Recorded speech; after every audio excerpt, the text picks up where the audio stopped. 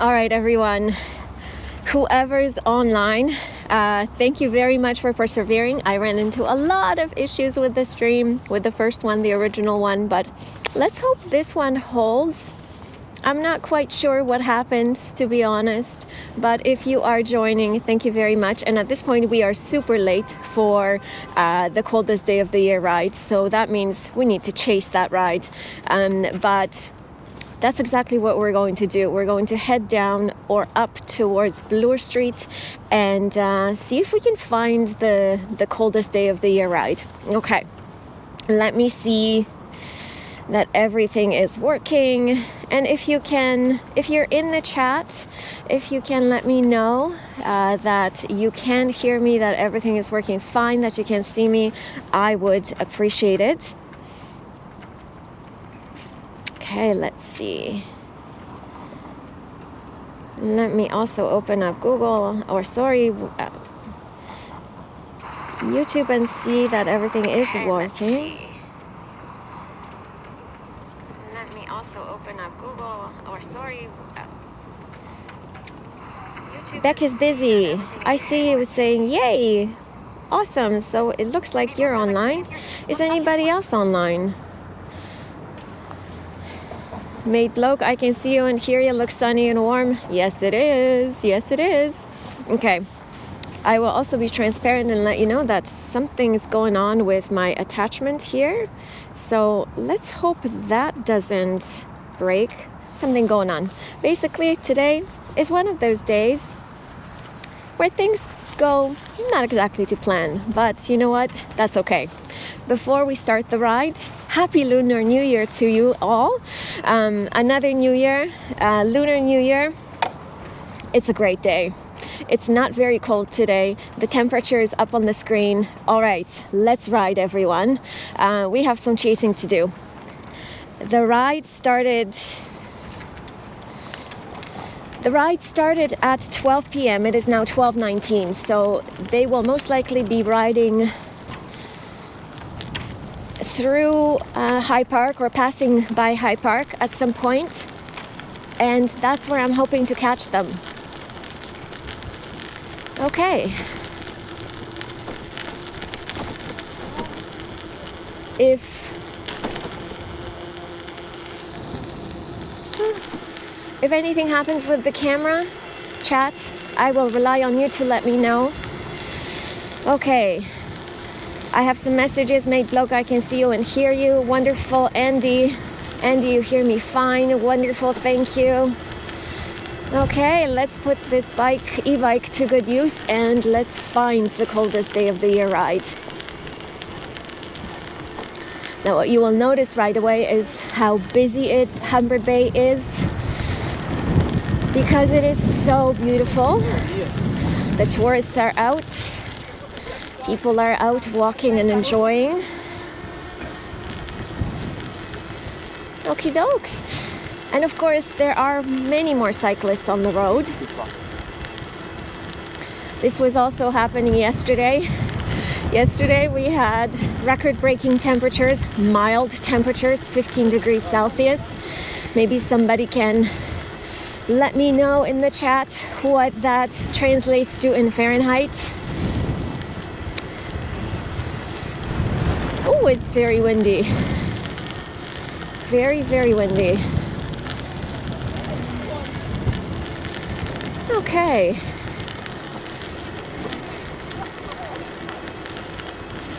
Chat is quiet. Is the stream on?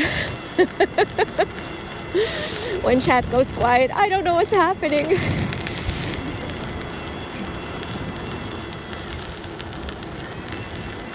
So I'm not quite sure what happened with the first stream. I was all prepared, and then I couldn't connect.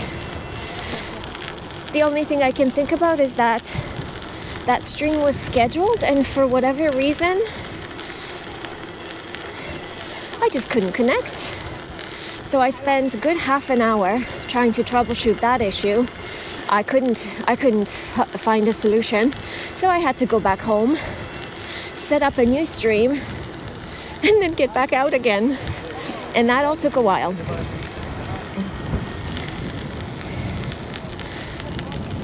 Beck, you're not late. You're not late at all. How's the camera there?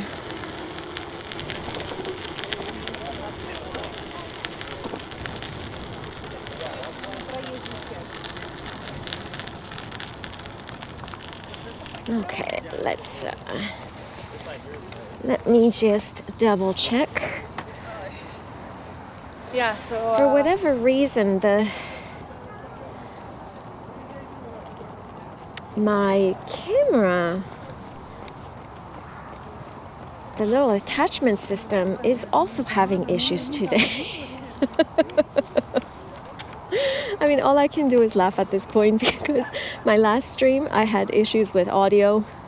This stream I have issues with the stream itself and with the camera, etc., etc. Okay, well, let's make do. Maidbloke, what is the coldest day of the year ride? So the coldest day of the year ride is meant to be just that. Organized on the coldest day of the year. It's winter in Canada, so it's meant to be cold. It's not meant to be, I don't know what it is right now, 8 degrees.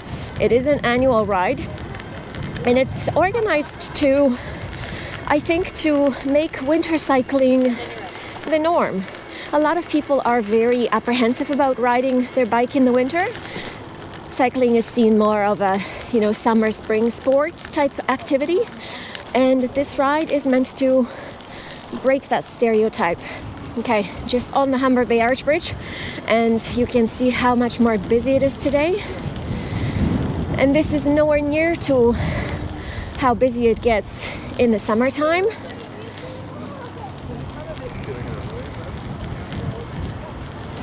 So let's go. Let's try to get through it. It's 12:24 right now p.m. and I'm not sure that we'll be able to catch the ride, but we're gonna try. How's the camera? It's all right. Okay.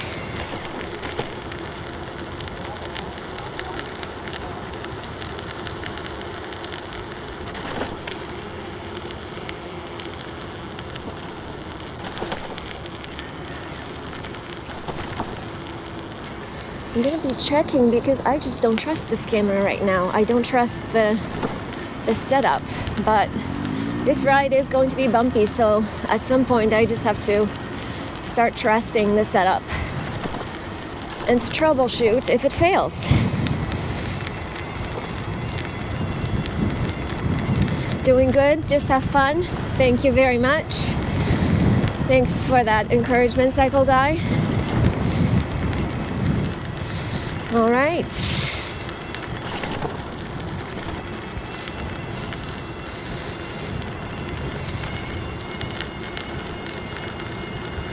So I have never been able to participate in the coldest ride of the year. Coldest day of the year bike ride. I've always been busy with other things. And so I was particularly excited to be able to join them today. And I really hope to be able to catch up with them. Because it's such a beautiful day today, I think there would be a lot of participants joining.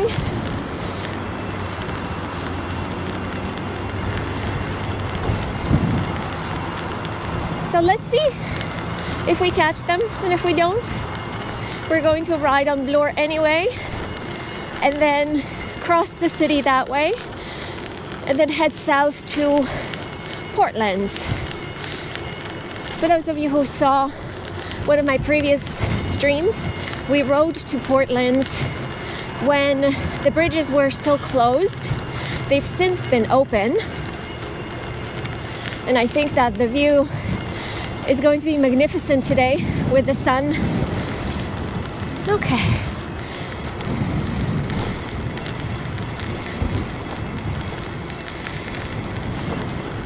How many miles is that park? I'm not sure.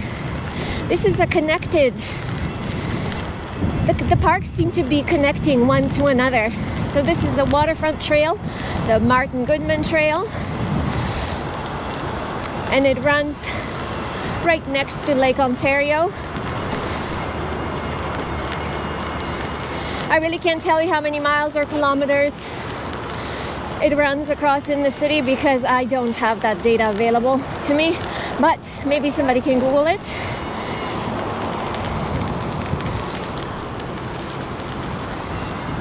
Okie dokies.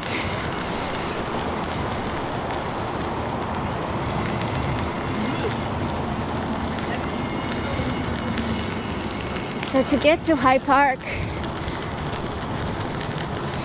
I would have taken an exit that I just passed, or rather a road that I just passed, but I'm thinking that I will be a little bit quicker, a little bit faster on the Martin Goodman Trail. Let's see if I can intercept the group in a moment. Oh, a lot more roadies on the trail. This was noticeable yesterday on my commute back home. This is very atypical weather in Toronto. Very atypical. I mean, it is the middle of winter, but from what I can see, temperatures are going to dip down to a little bit more seasonal temperature range, which is below 0 Celsius next week.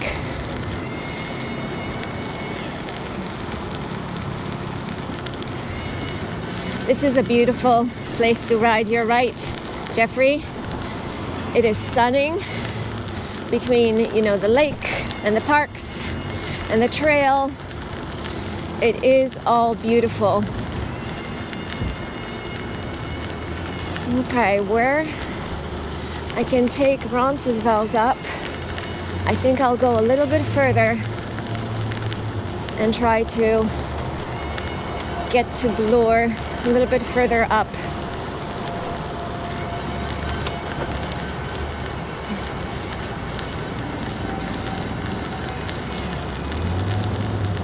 I'm not sure what's happening on the road, why there's so much traffic here. Something interesting and exciting is happening. The highway is moving pretty well. Lakeshore, which is the road right next to us, it's just full of traffic. What's going on?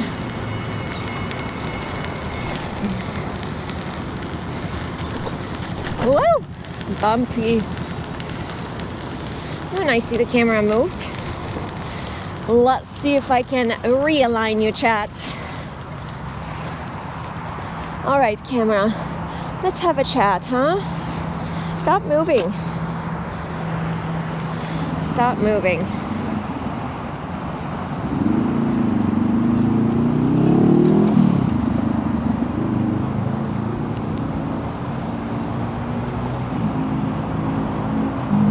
Okay. Let's see. Let's dip into the chat. What are people talking about? Power Karma, welcome. This almost looks like Lakeshore Drive in Chicago. Okay, never been there, but thank you for making that comparison. So nice to see Toronto in real time. Beck is busy. Yes. You like the little bit wobbly camera? Oh boy.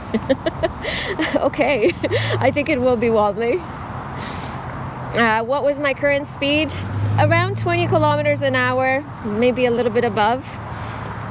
I don't know what that is in miles. Somebody can Google that or do the exchange. Such a cool view from behind the bike.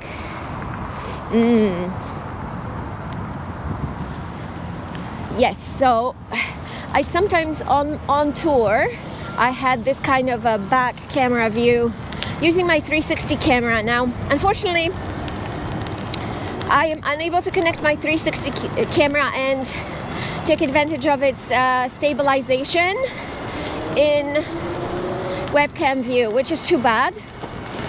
Otherwise, it would be fantastic to have my 360 camera connected if it had that stabilization in webcam mode. And this is why I'm using the GoPro, but it's all right. It could be better, but it's all right.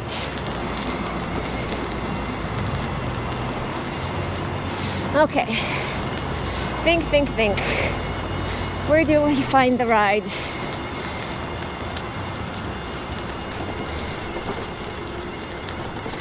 Do I have enough battery power for the trip? Yeah, I think I do. So battery power in the winter time on my bicycle, it's a 500 watt-hour battery. And in the winter, it gives me about 50 kilometer range.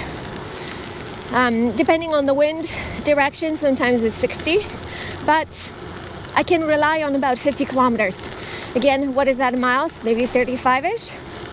So that is sufficient for today's ride, and worst case scenario, I can ride my bike as a bike and just have a very heavy bike to push. And that's okay.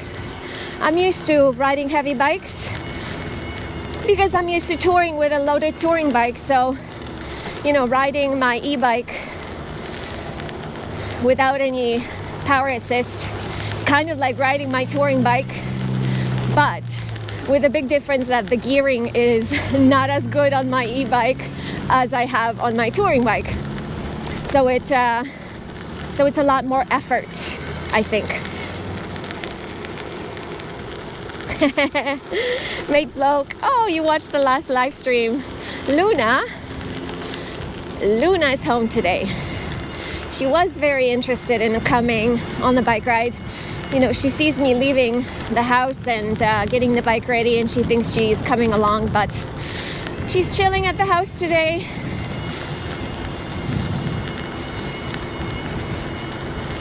Oh, paramedics.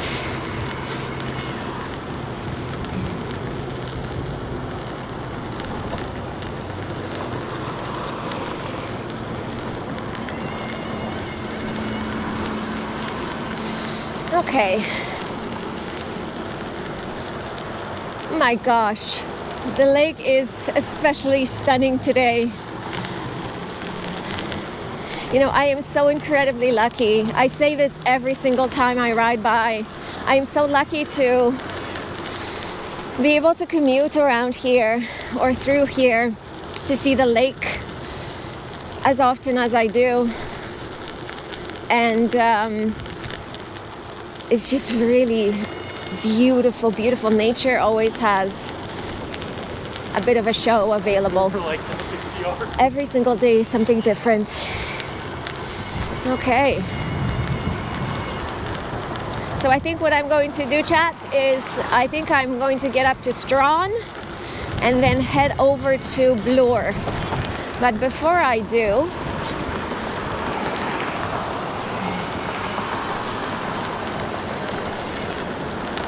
I will see if the final destination of the coldest day of the year ride is still within this area.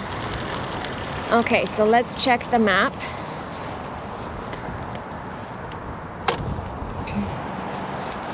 Let's check the map. Camera, how are you doing, camera?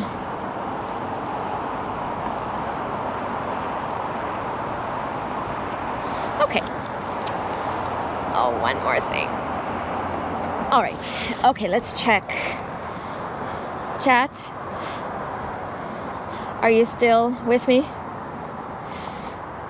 Okay. I am here. Where's Christy Pitts?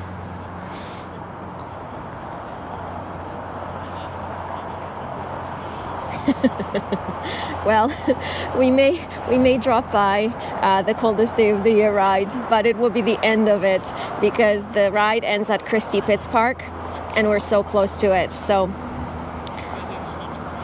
I think that I will take Strawn all the way up.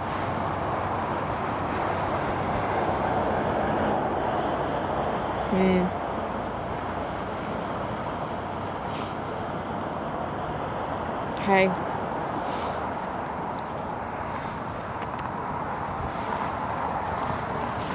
Cycle Guy 417, show my setup, please. Here's what I'll do. I will take a photo of my setup and I will post a photo on my Instagram account. Instagram, Wheels on the Bike. Made vlog still okay for you? Great. Yes, all is good? All right, let's go.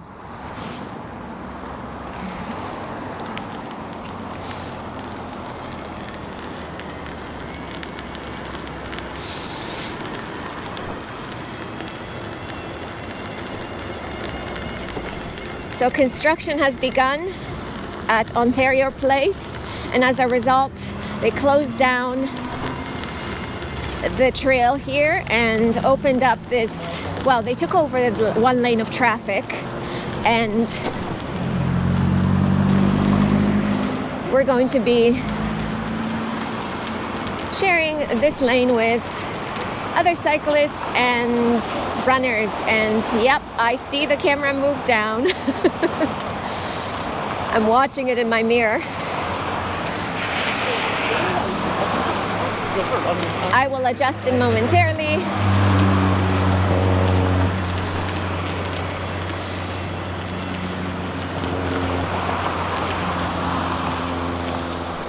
Woo! Oh, the camera is doing things. All right. The camera's going places. I have no idea what is happening here with this setup. It was working fine, and now it isn't. And just like with my stream, I am puzzled as to what is going on. Maybe it's the new year. Maybe my gear is not liking the new year.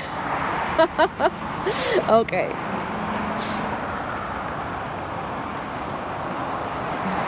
Okay, is it going to...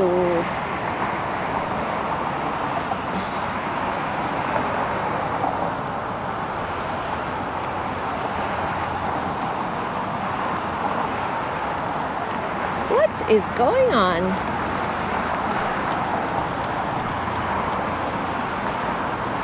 I do have another solution, so if this keeps happening,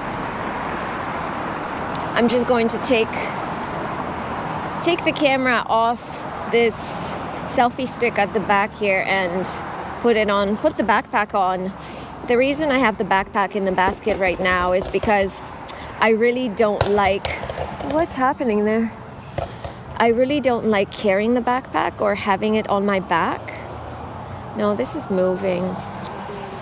Oh boy. Okay, well, let's see how it goes and we'll realign.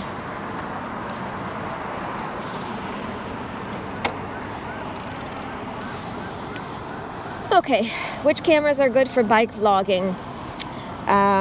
Okay, and my GoPro overheats all the time. Okay, so the GoPro that I have is GoPro Hero 10. It has its issues, but it's not as bad as what I hear from other people. I find the GoPro to be not as stable as my Insta360 One RS camera. That camera never has any bugs and never glitches out. The GoPro has its issues, especially when it gets cold. When it is cold. Oh, it's moved again. All right. Which cameras are good for vlogging? Any camera that works. Any camera that works. So I'm only familiar with, again, the GoPro and the Insta360 One RS cameras.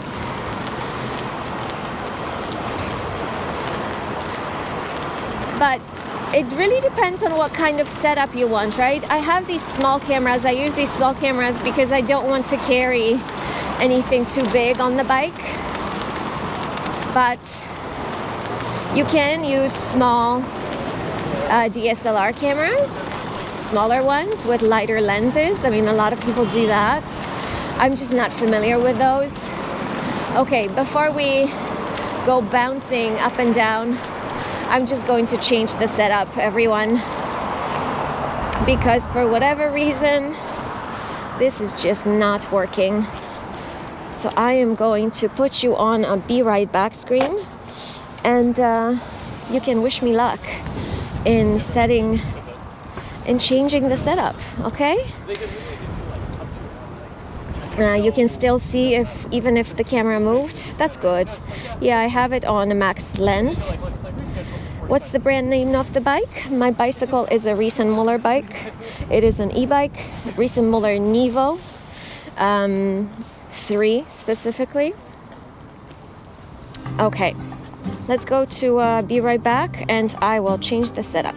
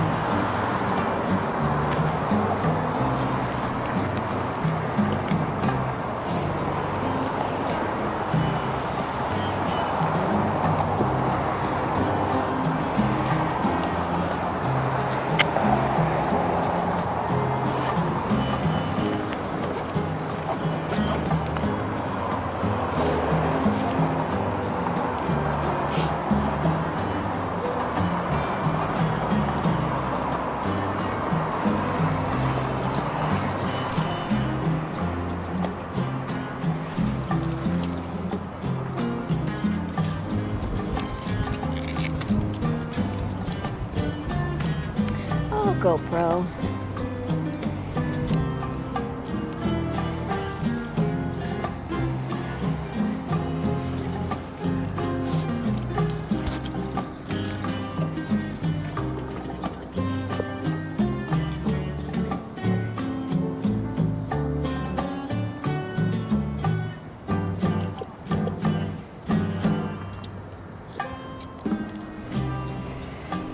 All right, GoPro.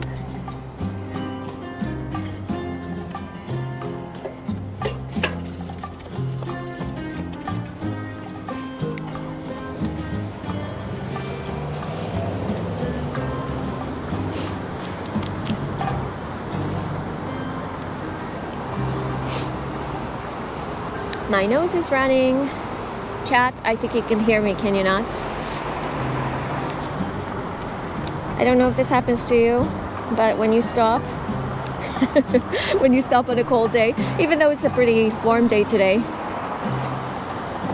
it's still cold enough for my nose to be running. Almost there, chat, almost there.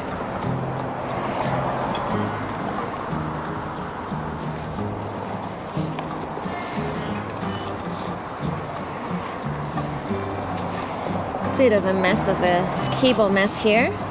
Let's adjust.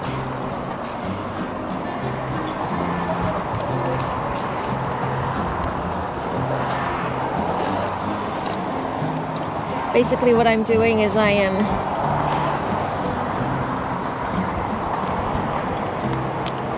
putting you on my shoulder.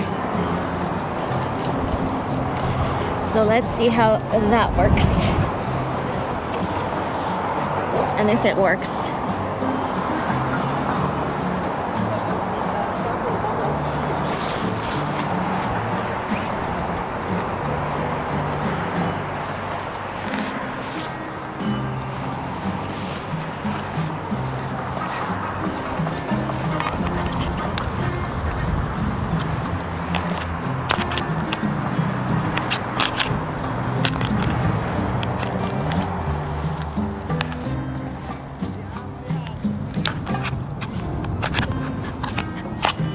Okay, what's going on here? There we go.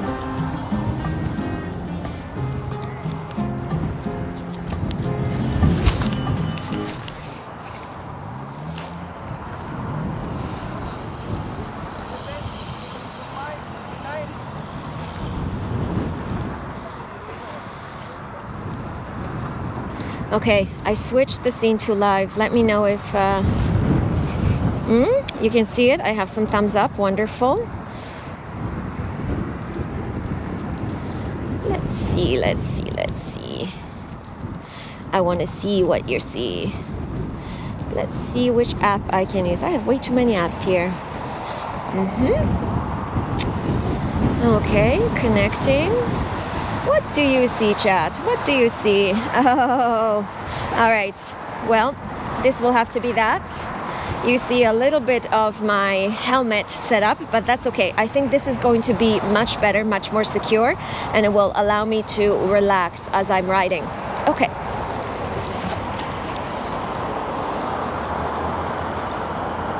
I do have some things in my basket here. So let me just figure this situation out. So basically, chat, this is where I had the camera, if you can see it. So the camera was mounted on this selfie stick, and I was using this small rig attachment that always works well, but today of all days it started malfunctioning. I'm going to move the mic to the other side because it's competing with the camera. Oh, we've got a person trying to get out. And Doug for something else. Pardon? Doug for is something else. Oh, yes. I can't believe this. They closed everything up. I know, I agree. And so I agree. Okay, I have one more cable that I need to account for, and that cable is going to help me charge up my chat phone.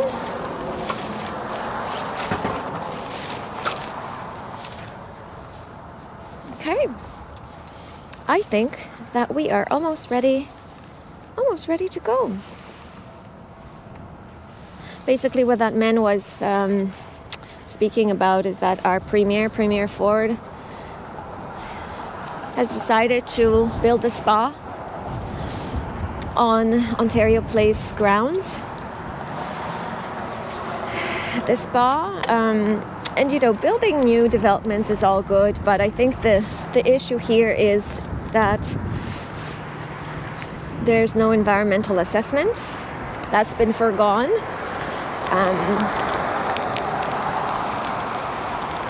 And people just don't want a spa here.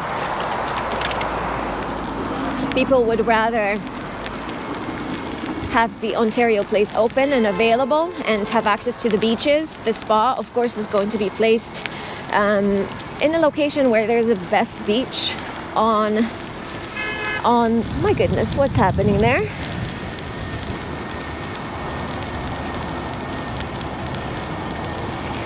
And as a result, Ontario Place has now been blocked off and made inaccessible. Most of it, I think some of it still is maybe able to be accessed. I haven't gone, but what you saw, those boards and that detour, that's all part of Ontario Place construction. Okay, chat. Here's where I need your input. It's 12:51 p.m. now, so definitely 100% missed the ride. And should I go up there and see the social event, or should we just ride to Portland's? What do you think? I'm a little bit undecided as to what to do. I think I want to just ride to the Portlands, spend a little bit more time there, because the ride is done. I missed it.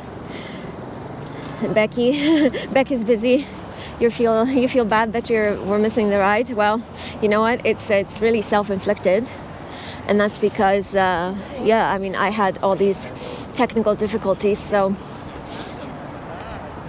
there's always next year. Ride to Portland's. Forget the crowd. Just show us the area. Go see the social events and go to Portland's. Ooh. Okay. One more vote. What should we do?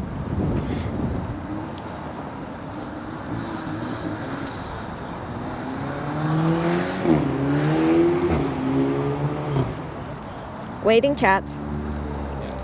We've got ride to Portland's. Forget the crowd, just show us the area.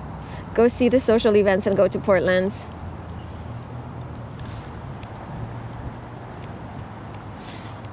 You know what? Let me ride up, because you know what? I'll show you the city. So we're gonna ride up to Bloor, to Christie Pitts. You'll get to see a little bit of the city, and then we're gonna ride down.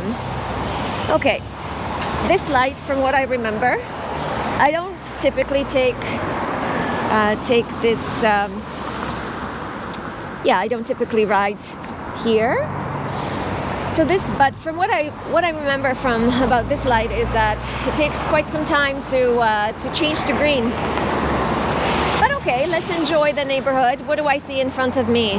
The Canadian National Exhibition, that beautiful building that looks like a historical building. That's the National Exhibition. I think once upon a time the bike show used to be housed there, or it used to be located there. Now the bike show has moved to Mississauga, closer to the airport. If you're local, are you going to the bike show? I got my tickets, so I am going to the bike show.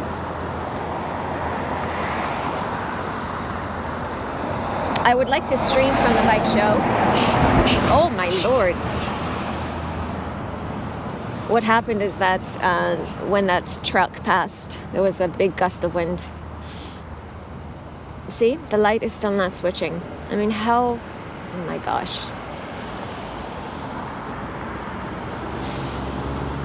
Let's just wait patiently. We're so patient here. So patient. The sun is shining, and we are very patient. Okay, come on. You can turn green. Come on. No. Still no. Come on. Oh, okay. Now we're talking. Let's go.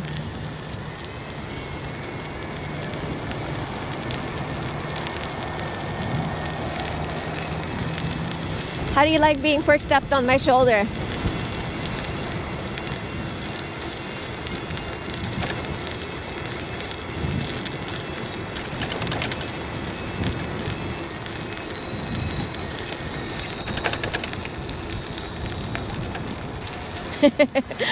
Yeah, apparently that biker was impatient. Nope. I mean, I can totally see why. If we have to wait that long. Oh, bumpy. Right. Increase pedal assist. Because who needs to climb?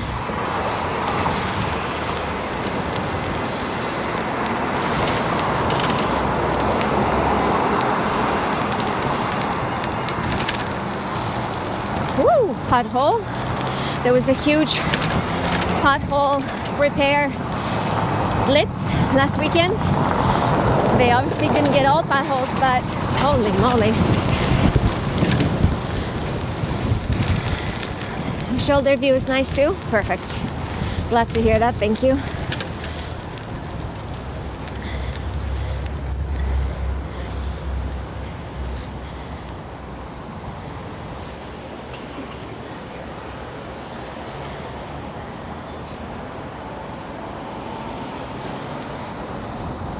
Something is... Okay, let's go.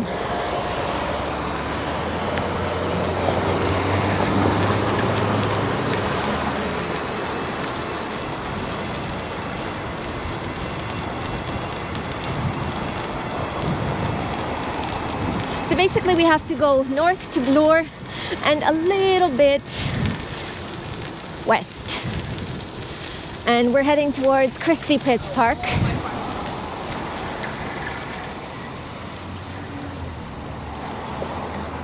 Somebody asked about my bike before. So yes, this is the recent Muller Nevo 3 e-bike. It's a pedal assist. It doesn't have a throttle. The bike has been great thus far. My biggest issue with it is brakes. Now, you will undoubtedly have heard and will be hearing how loud the brakes are. The squealing, the gurgling. It's been a big point of issue with me. It's been a big issue with me. The bike shop has been doing all they can to try to rectify the issue. I mean, brakes shouldn't be this loud all the time. I cleaned them. They have changed the rotors. They have changed the pads, and the brakes are still gurgling, squealing, and making all sorts of noises. And it's just beyond annoying because I am used to, I use bikes as a mode of transport. I do not want to hear them. I do not want them to break down. They are a utility vehicle for me, and they should just work. And this bike, by far my most expensive bike, has been having so many issues with the brakes. Now, to be perfectly honest, there's absolutely nothing wrong with how the brakes are functioning. So it's just the sound. So maybe I should just get over the sound, the gurgling, the chirping, the squealing, and just get on with it, right? But I would rather not hear the brakes.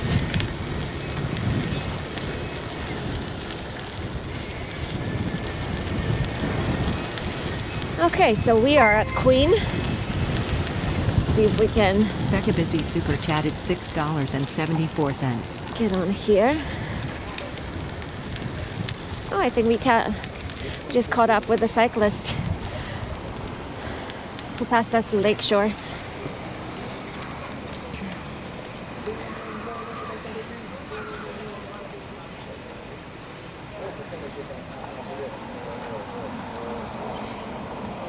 Can you tweak the orientation of the caliper?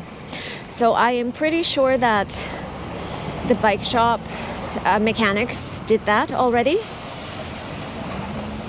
What would you suggest because I can also try to do something myself, right? What would you suggest I do? Like what should I look for when I'm tweaking the position of the caliper? I really don't have, I'm not comfortable with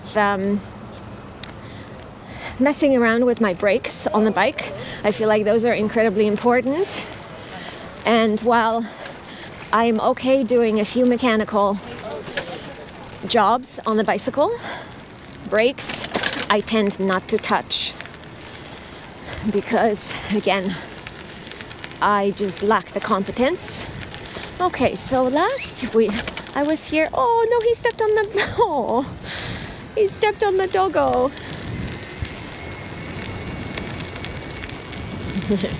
Cycle guy, you feel like a parrot perched on my shoulder. I kind of feel like I have a parrot on my shoulder. Okay, let's navigate. The one good thing about having really loud brakes is when I apply them, people hear me. They certainly hear those brakes a lot more than my beautiful bell.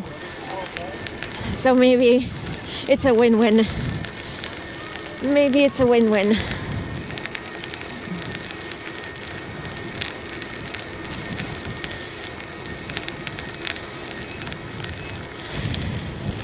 it is so beautiful here.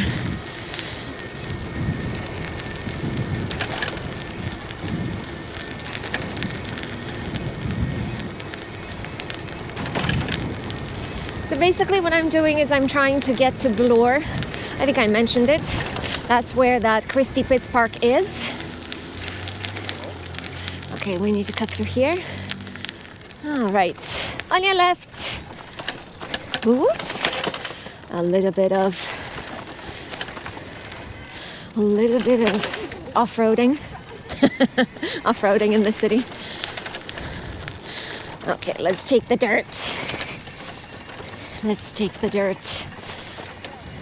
Where are we at now? What street is this? Oh, I think I could go to Shaw and take the bike lane there. Let's do that. I don't know where I am. Oh, Dundas. Okay. Is that Shaw? No, it's not. But I feel like Shaw is around here somewhere. Or am I just totally confused? That could also be the point. That could also very well be the case.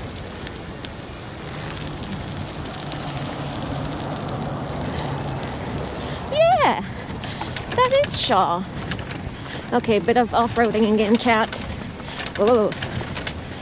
Jeezy Louisey. And this is a Contraflow bike lane, which means that it's a one-way for cars, but it's a two-way for bicycles. Whoa. Here we go. This will get us to Bloor. This will get us to Bloor. Now, a car in the Contraflow bike lane, not ideal. Oh, another car in the Contraflow bike lane. Not ideal. Yes, they use it as parking spots because why not?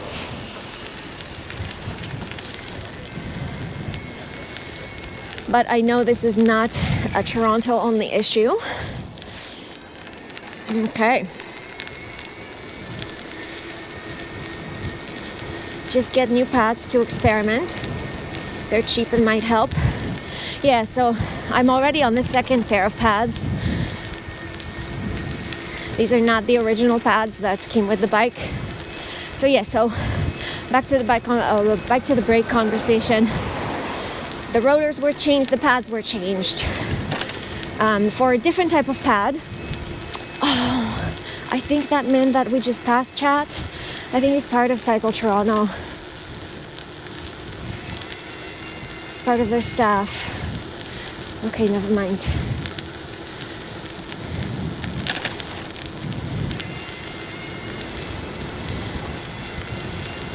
We'll see. I have another issue I'm troubleshooting on the bike, and I'm meant to be at meant to drop off the bike at a mechanic's soon. And so I will once again flag the brakes to see what they recommend. Okay, another car in the bike lane. Well, you know, the good thing is you get to see the reality of what the streets in Toronto look like.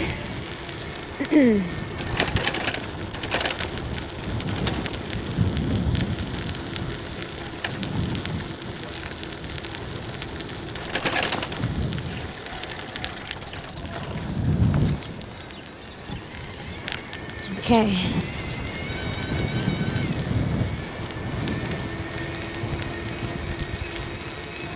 Yeah, you can hear my brakes on the audio. Yeah, right? It's bloody annoying.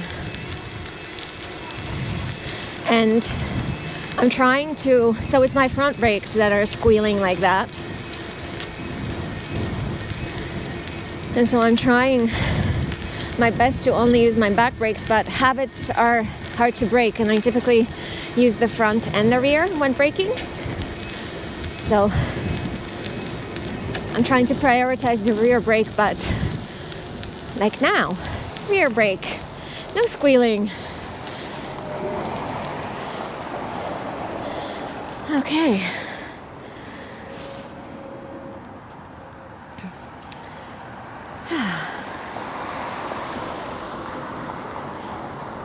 There's something in the basket.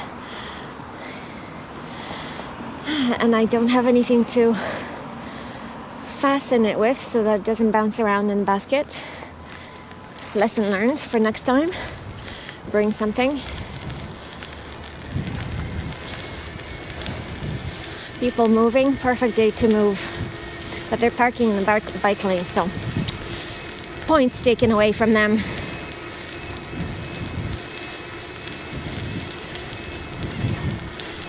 Oh, I see so many people. Everyone chat. I think this is the coldest day of the year bike ride. That must be them. I think they're just arriving. Oh man. Well, we may end up being part of the event after all. But totally cheating.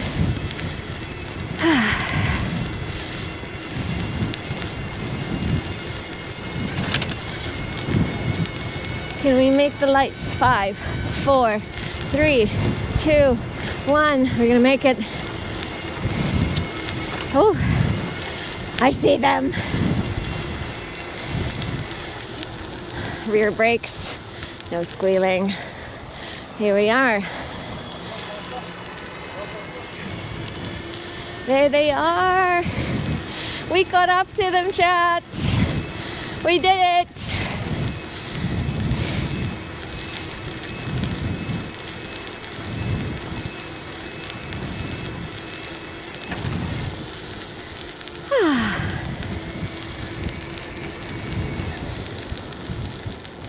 I think right now, Cycle Guy, I have organic pads on.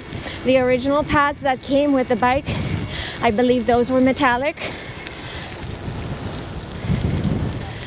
And thank you. But it doesn't seem to be making any difference. Woohoo! I'm excited. We got up to them.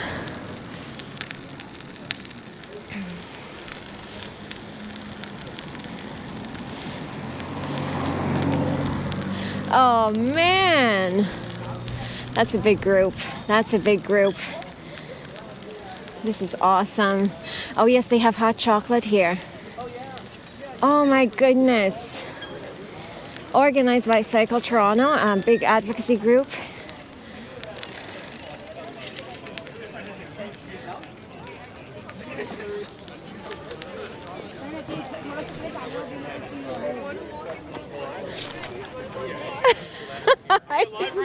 We are live. Hello, everybody.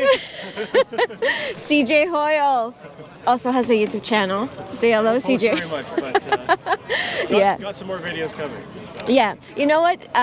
Your winter cycling videos in 2019 when I was getting ready to ride, Yeah. or through the winter, I watched your winter cycling videos over and over, and I'm like, if you can do it, I can do it. Super helpful. Great. Yeah, Glad to hear. especially the clothing one. Okay. Yeah, yeah. Did you join right at the start? I did. Yeah. Okay. Yeah. I had some issues with the stream setup, so I totally missed the ride until I caught up with you all here. Yeah. How was it? It's an amazing turnout. Certainly not the coldest day of the year, but Definitely not. no one's complaining. Yes. Yeah. And has it? Slap bands, anyone? You know, I have some. Yeah, I have some. Thank you. Have all these people, like, were they all at the start as well? Oh, there's more. Oh, it's a huge group at the start. Oh my gosh. This is I'm incredible. sure we picked up some along the way. But Yeah.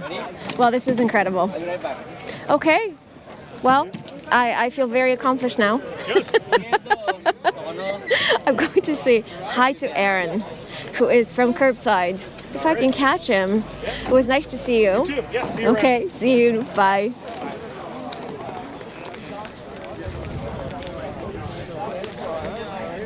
It needs a little massaging sometimes. Oh, so I was trying to find Aaron. Aaron is the owner, I think, of Curbside Cycle. Curbside Cycle is the place I bought my bicycle from. Hey, there's Aaron. Aaron, I'm streaming. Say hi to chat. Hi. I was just saying that you're owner of Curbside? Yes, yes. So there we go. Awesome. Yeah. And did you join the ride right at the beginning? Right at the start, yeah. Lots of Nice. fun. Very nice. Yeah. Very nice. Awesome. So many And I see you have so your, many people out yes, testing the slow speed skills Yeah. on the cargo bike. yes. Yeah. It looks great. It looks great. Is it the shorter one? Is it Yeah. the 60 as opposed to, is it 75 or 70? 75, right. 75 over Yeah. each way. Oh, there's 75 is out there as well? Okay. Someone else out. Okay. All right. Well, very nice. Perfect. I will go say hi to that group of Brompton riders. Thank you. Nice to see you. Yeah, I will be in touch in regards to. Yes. Thank you. Different Rob. Brompton group. You were saying, right? Yeah, I was. That was you. Okay. I am live, so say hi to chat. But I wanted to say hi. You rode your Brompton. Nice. These guys have their Brompton. Yeah. I mean, it's a good day for it, isn't it? Because the salt is off the road, so. Maybe 3 or 4 more Bromptons. Okay, very nice. Well, I'm doing well. I'm doing very well. Yeah, yeah. Following your stuff on YouTube. Oh, thank you. Thank you very much. Yeah, it's wonderful. I have not taken the Brompton out. I was thinking about riding my touring bike today, but then it requires a little bit of maintenance. So the commuter has made an appearance. Yeah. All right. Very nice to see you. Okay. See you next time. Okay. Hello. I'm streaming. If you're okay with it, it's live. So there we are. Hello, Pierre. How are you? How you doing? Good. Are you on your Bromptons? Oh no. Heather's riding her weird triangle bike. Oh, very nice. I have not seen it in person. I've only seen photos. This is Tyler. Hi.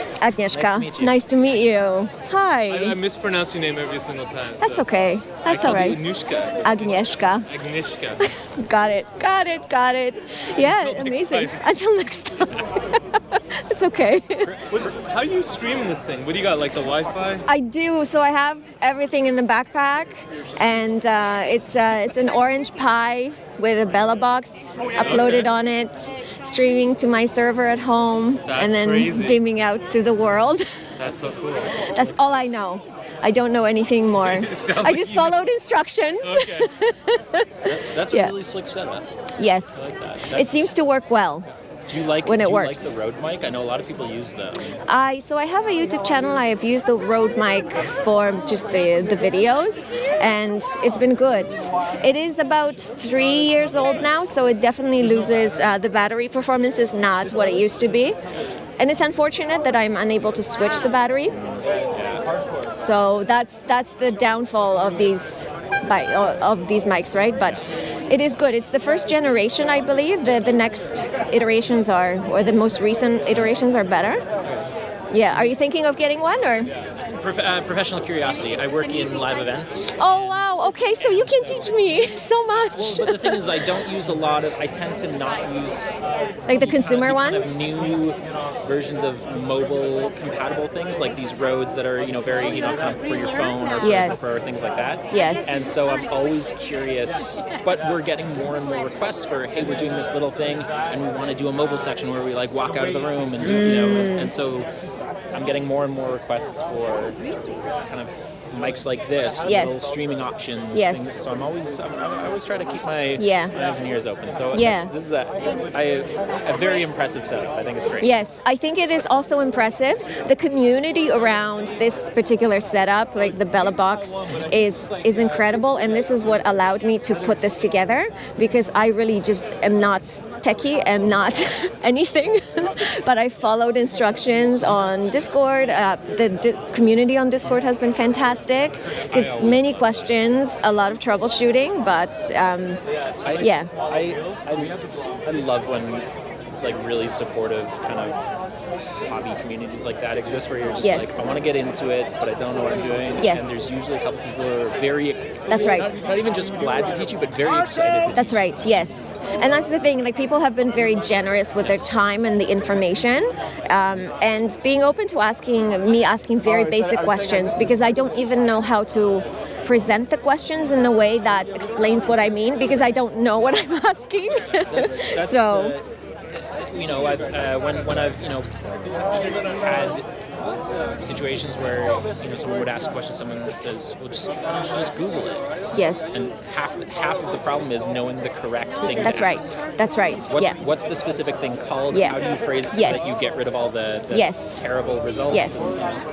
Yeah, Yeah. that's a good Yeah. point. That Yeah. you've got to know. If you don't know Yeah. what to ask, Google's never But going it's, to help you. well, exactly. But it's been quite the journey, because I love watching live streams, especially of people walking around the city and just like presenting neighborhoods and such. And I thought it would be super easy to just connect the GoPro through the app to my network. It's as easy. No, it's not, because the network crashes and blah blah blah blah blah blah. Right? So there's a lot. People who do it well make it look very, very simple, and there are a lot of variables.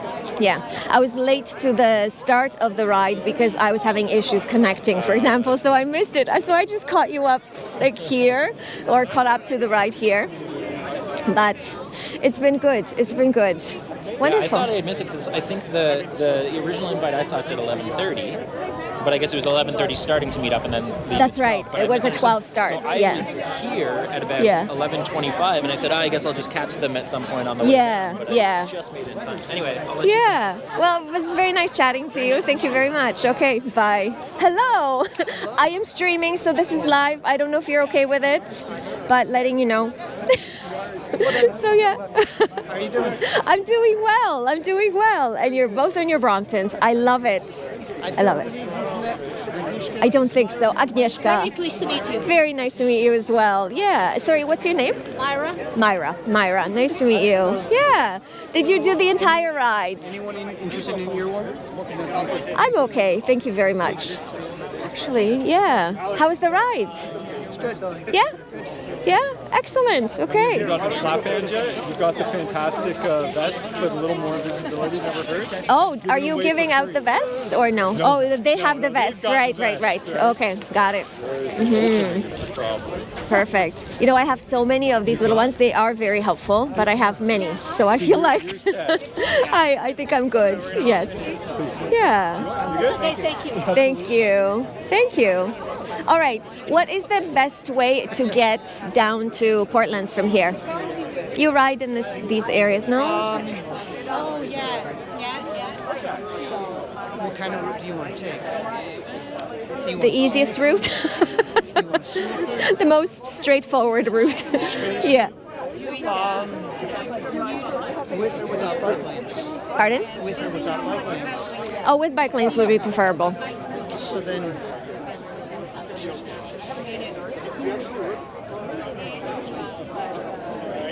Like if I continue on Bloor, is there a street? if you go Bloor to Sherburne, Sherburne? that's the simplest. Okay. Right? You could sort of ping pong around and stair step your way. I like this. Harvard and college. And then Sherburne, how much further? It's a little bit further up there that way, right? But yeah. to Prince Edward Drive. Okay. That's great. I think that's how I will. Yeah. That's a straight shot. And then Yeah. once you get there, And then I can meander through. Yeah. That's a great suggestion. Thank you. Yeah. Thank you very much. Okay, well, very nice to see you. Very nice to meet you, Myra. I'm going to go to that person because I think he's also streaming. He's got a setup. I want to talk to him.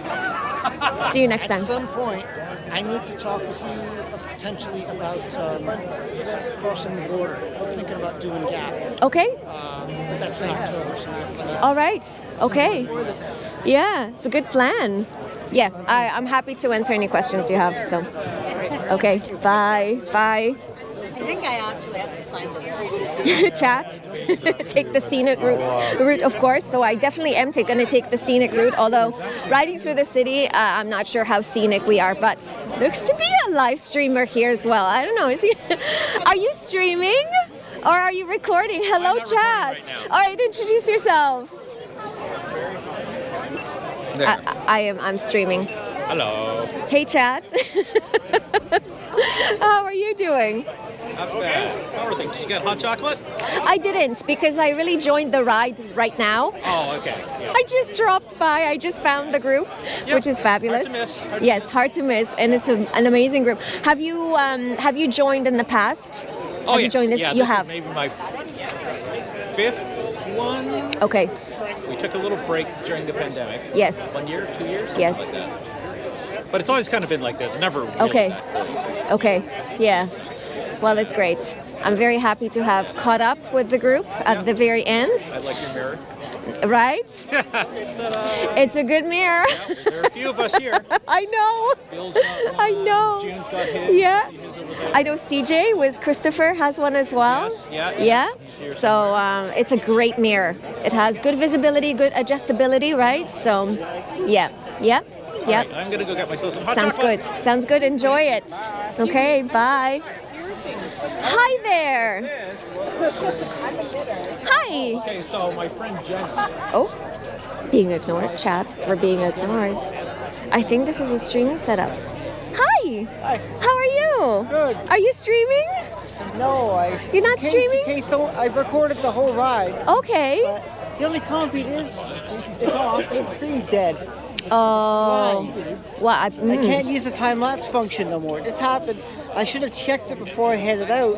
The moment I turned the screen, it just shut off. Oh, it shut up. The whole Shut everything thing shut off. And I Oh turned the boy. screen indicating it was short. This Okay. thing's been beat up a few times. It's fallen. Okay, so maybe something is glitching out. There's wood inside here now. Hmm. The original part where it snapped off. I have a piece of wood that snapped off, so I had Hmm. to put a new piece in. Over an hour of hammering it Yeah. into the soil. Well, you're very good at troubleshooting and DIY solutions. No, that's good for you. Aluminum mono. This original piece was had another glass in here, but that broke off. Right. I was actually trying to take it off so I could figure out why it was so loose. Even though I tightened that, it was still really loose. Okay. Well, I will leave you to the troubleshooting, and I shall. It's all good now. I'm going to go and say hi to somebody else now. All right. Bye. Hello. I'm good. How are you? I am streaming. I know, Agnieszka. Nice to meet you. I don't want to stream your kid. You're good. Okay, perfect. It's nice to meet you in You're person. gonna have a tough time trying to avoid any children. I know, but I don't want to be like in their face with the camera. So yeah. The ride go. The right. You know what? I Tried just. waiting. We tried to join, but you guys, we were out there for half an hour on Bloor, and I guess it was just a slow roll, or. Yeah. Oh, no idea how the roll went Oh, you because didn't do I just caught up with the ride here because I had issues setting up the stream. Oh, boo. So I missed pretty much everything. That's technology. Yeah. Technology, right? So I maximized the troubleshooting and Nice, Okay. Yeah. No, because I was like, okay, Christy Pitt, so we went Yes. down, played in the Nice. playground and whatnot, but I didn't realize they were coming to this little corner. Yeah. Good. Yeah, this is very nice.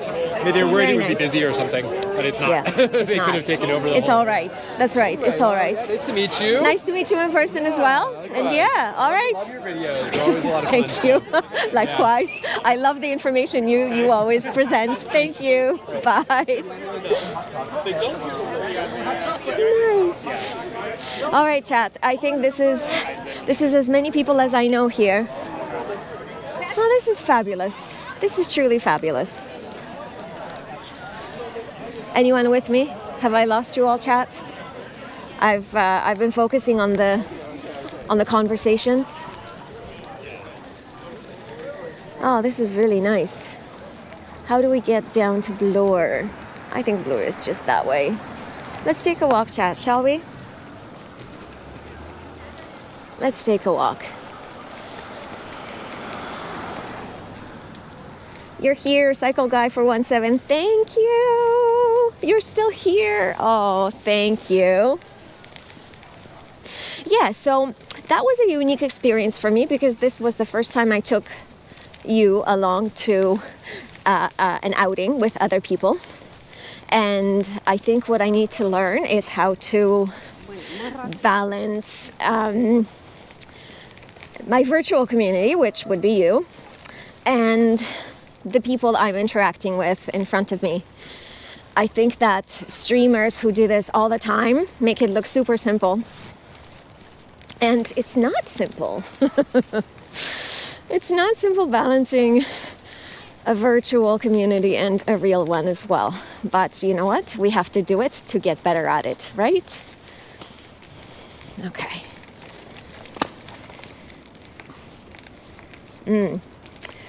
Do I have a video on the channel that explains my streaming setup? I do not. I don't have a video on the channel yet because really I am just so brand new to this. And quite frankly, I don't know how to explain my setup properly yet. What I did do when I built my backpack is I followed other YouTube videos that explain the process. So at this point, I don't really have enough knowledge to explain what I did. But when I do, when I'm a little bit more confident, I will put up a video on the streaming setup because it is interesting and it's how I learned how to create the backpack or build the backpack and put the tech pieces together through others who had shared their streaming setups.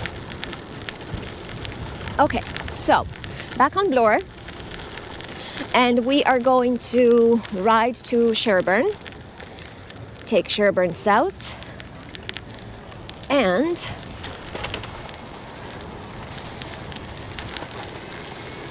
head down to the Portlands, see the bridges.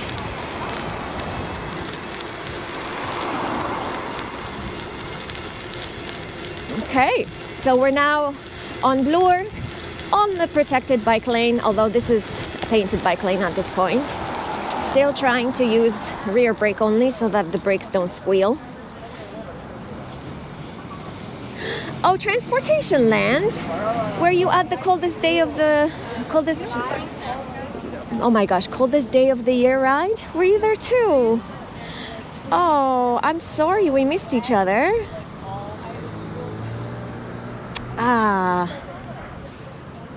I love meeting people in real life. Sometimes I have a hard time making the connection. So I may have, great conversations with people online, on Instagram, etc. And then I can't put two and two together in real life. Does that happen to any of you as well?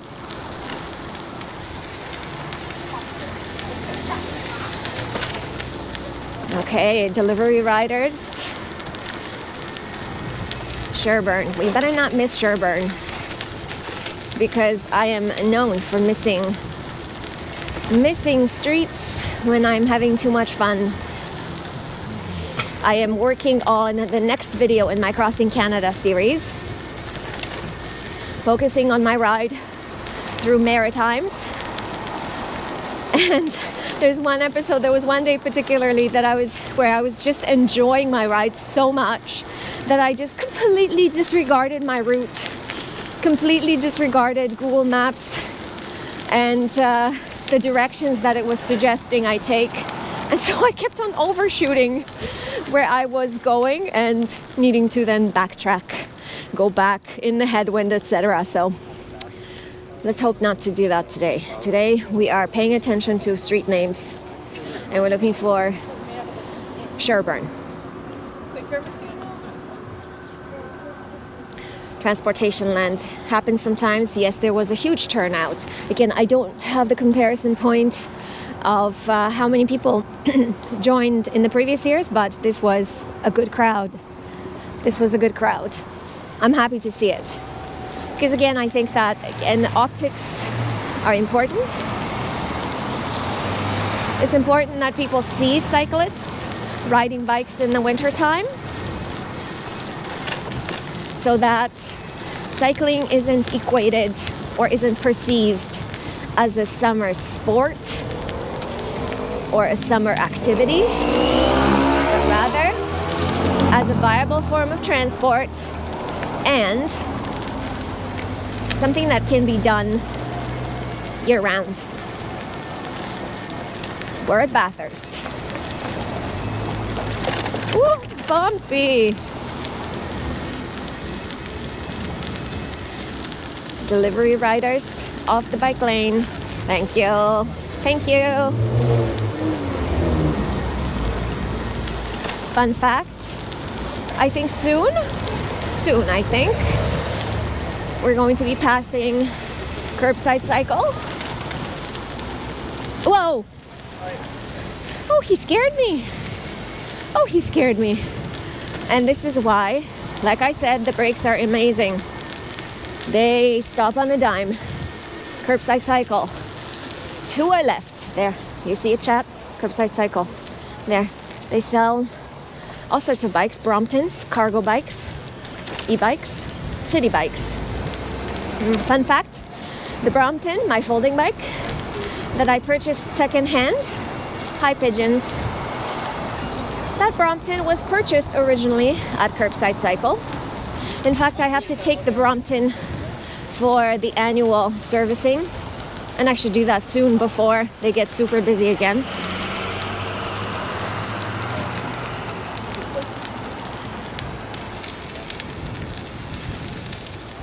Oh, Transportation Land. What is this person doing?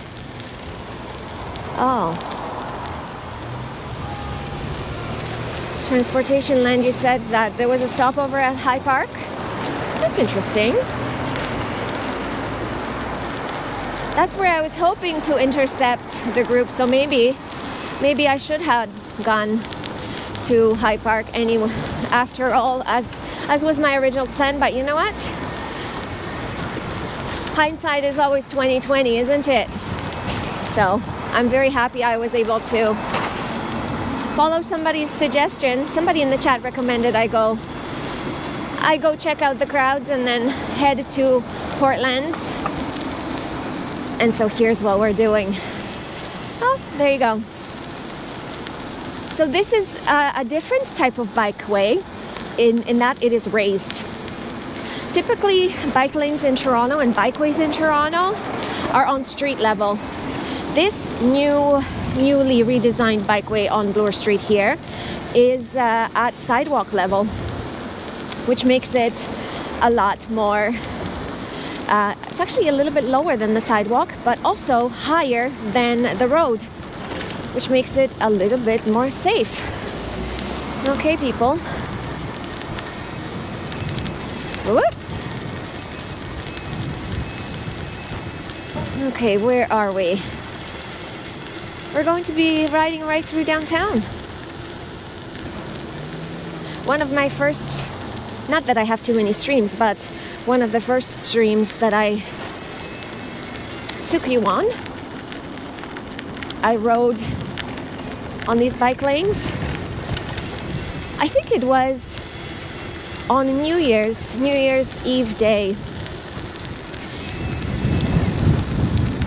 Oh, Beck is busy. Oh, thank you so much. Thank you so much for the $5. Thank you also for letting me know. Oh, I appreciate it. Thank you. So what happens when I get a super chat is, because I use the Stream Buddy app, it doesn't notify me. So if I missed any super chats, I am so sorry, and thank you very much for the donation, for the super chat. Thank you. Oh my goodness. Oh, thank you, and thank you for letting me know. Thank you.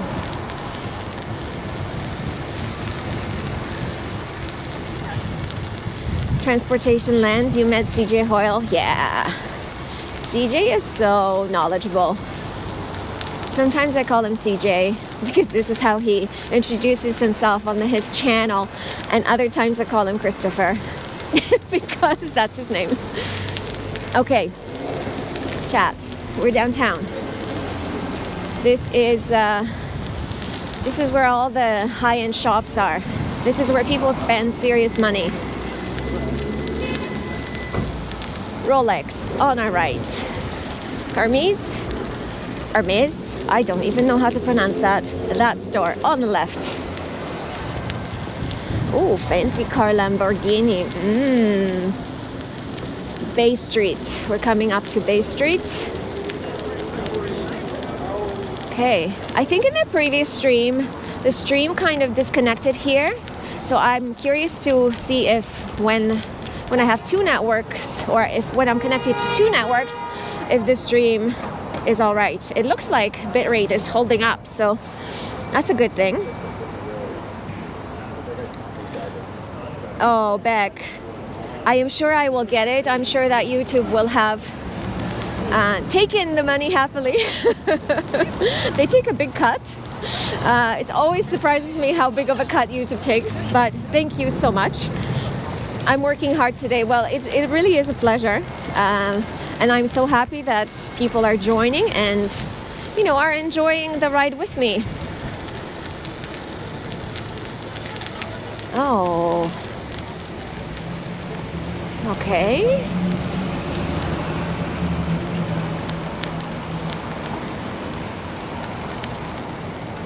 It's so amazing to see all the cyclists, because as much as I like riding in the winter, it's a little bit isolating in that many cyclists just stop riding.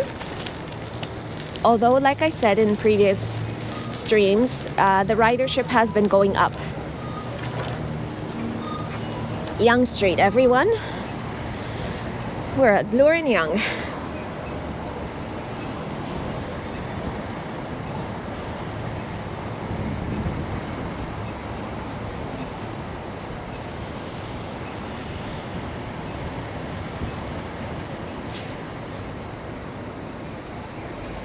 And off we go.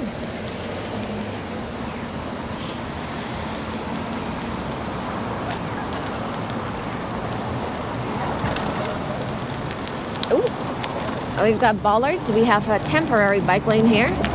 Again, I don't ride here often, so I'm not sure what's going on here. Why is there a temporary bike lane here? Is there construction up ahead? Is there construction? Ooh, who knows? Who knows?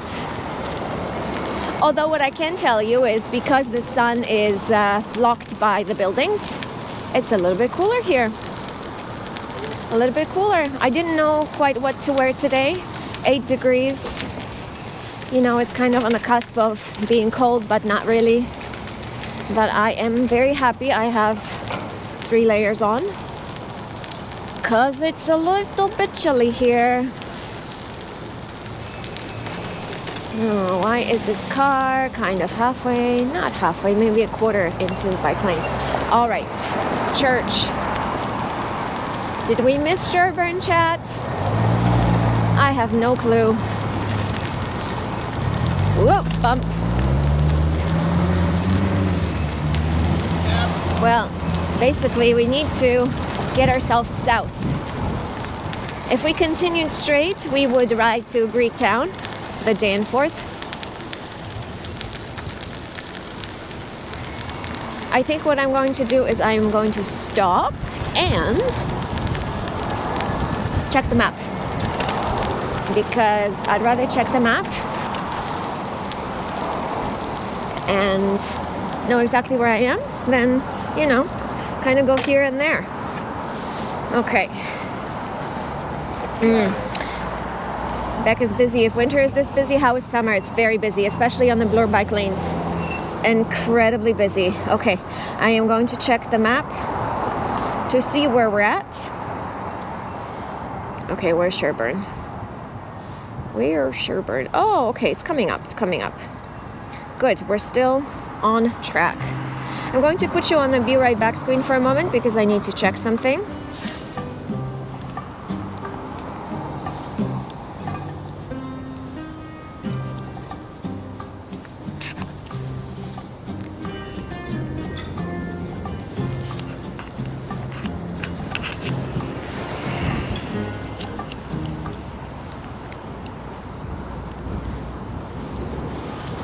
Back to live. Okay, what I did is I wanted to check the battery levels on my microphone. The microphone batteries don't do so well in the wintertime, but it is warmer today, and so they're not draining as quickly as they typically do in the winter. If someone can, if someone can confirm that you see me on in live, that everything is working as expected, I'm also going to check one of my apps to validate that. You know, sometimes I expect everything to be working as it should, and then it isn't. Oh, no, I think everything is going well. Okay, perfect. All okay live. Thank you very much for that confirmation. Thank you. Oh, chat, come back. All good. Thank you very much. All right, well, let's go back on the bike path and let's continue our ride to Sherburne. I have to say, I am incredibly excited to see the Portland's bridges. I've seen photos, multiple photos, when they open. They opened at this point, I want to say about 2 weeks ago. What's been happening is that they've been redirecting the flow of the Don River. So basically they built a new path of the Don River, and they've recently been filling the Don River. So that has been amazing to see. There's been photos of that. Sun, come back. Come back, sun.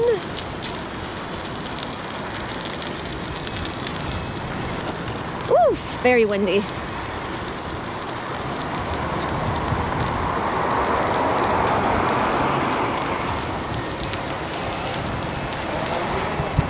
Okay, oof, oh goodness.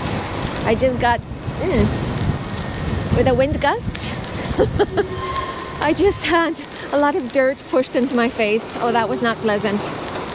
Okay, Sherburne, chat, we made it. Oh, there's a bike path here. Excellent. Or maybe no, a bus stop, bike path, maybe. I don't know. Oof, the wind is ferocious. Oh my.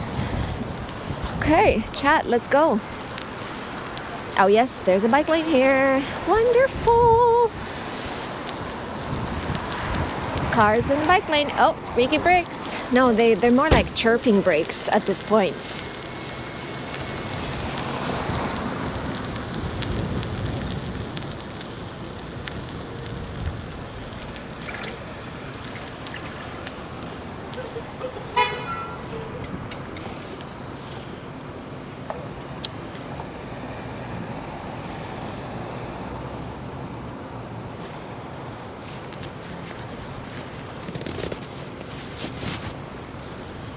Okay, let's go.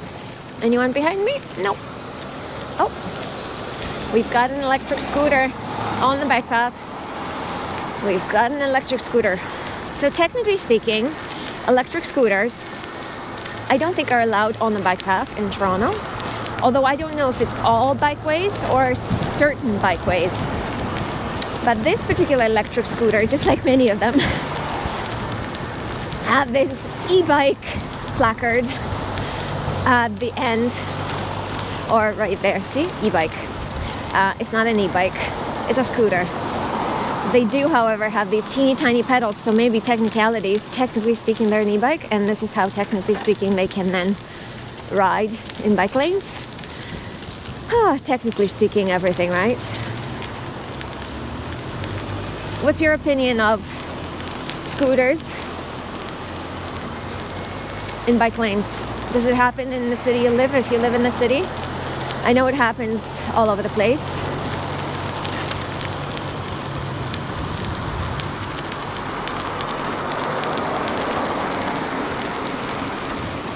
Oh, Toronto Public Library, yes, St. Jamestown. What? Toronto Public Library. I do love public libraries.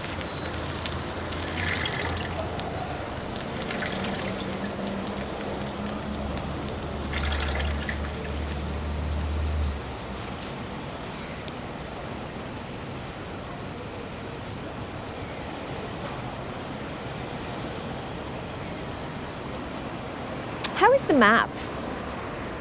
Should I keep the map on screen, or is it taking too much space? Or is it useful? Is it useless? You know, I keep trying different things. Let me know, chat. What are your thoughts?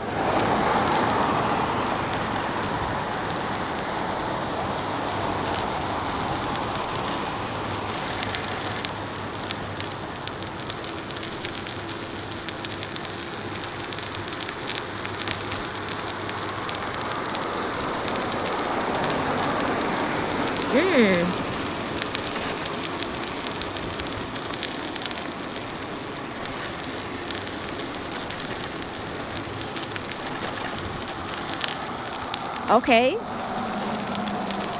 I think that Highway Traffic Act in Ontario specifies that scooters should be in bike lanes when available, but cities can modify those rules. Yeah, I really should educate myself on the rules anyway. I think there's pros and cons. I think it comes down to how people behave on scooters and also riding really high-speed e-bikes, right? I ride an e-bike. There's other e-bikes that don't have the cap on the speed and they ride very fast. So they're just as fast as some of the scooters are. So I think it's about what people do, people's behavior when they interact with much slower moving bicycles.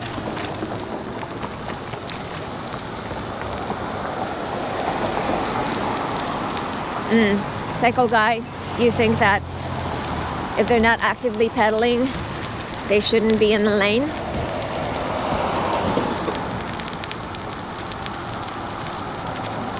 Yeah, I think that for me, it's about moderating the speed, right? I think that if people kind of stick and respect the speed limit, although I sometimes speed on Martin Goodman Trail, so you know, nobody's perfect here. But if people are riding their bikes like 40 kilometers an hour in a 20 kilometer zone, well, that's a problem. And also how people interact with each other. Do they signal? Do they announce that they're oncoming? Or I don't know. I think that with additional scooters and additional small, mobility vehicles being integrated onto trails and onto bike lanes, I think we will all, as our micro-mobility matures in Toronto, I think we will learn how to interact with each other better. I watch videos of cycling in Amsterdam and it seems like total mayhem. I really don't know how people communicate and how they not crash into each other, but they don't. And they've just figured out a way to coexist, communicate through, visual communication, through body language, etc. However they communicate, I haven't seen it in person. I've only observed what is being shown in videos, but it's possible. Oh yes, manual cyclists are speedy as well. They certainly are. They certainly are. Yes, everyone should follow the rules and really just stick to the speed limit, right? Yeah. RESPCT. Absolutely. Okie dokie. How are you enjoying the tour of the city? I'm enjoying the tour of the city. I don't typically ride here. Whoop.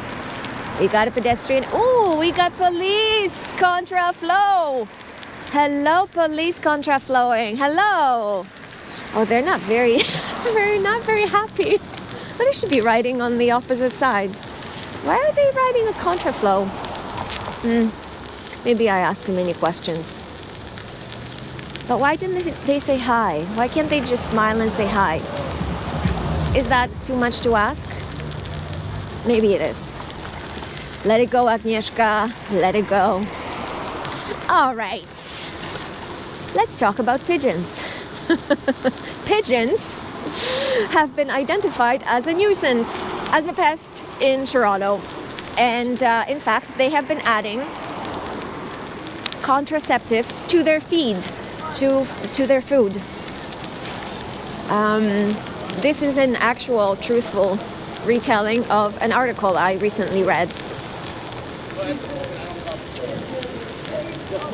The city's trying to control the pigeon population. Leave your belongings behind. What is this? We've got a sermon, everyone. We're taking nothing. We came with zero and we're leaving with zero. That is true. Doesn't matter how much we accumulate. It is only for us to use while we're here. But why? Beck is busy. In the US, we have class regulations. Yes. My e-bike is just class 1, so you can go on multi-use paths. That's all. Yes. So earthly possession. The map is good. It adds another dimension. Thank you very much for that. Anything that is in front of Jehovah God is Okay, so you would like to also see speed and distance cycled. I think I can add those. I'll check. Your brother, your mother, your sister. No, you don't leave with 0? Okay, tell me more. Cycle guy, tell me more. You leave with memories. Right, I think he's talking about possessions. In front of Jesus Christ is an idol. I think he's talking about possessions. But you're right, we leave with memories. We accumulate a lot of memories over the years.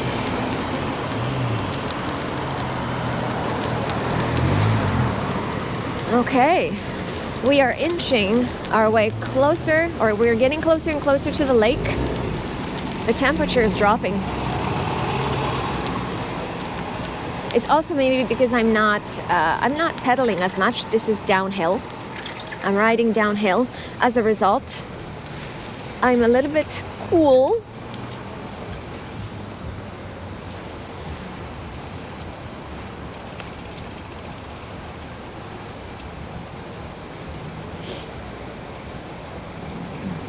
Tim Hortons on the corner chat.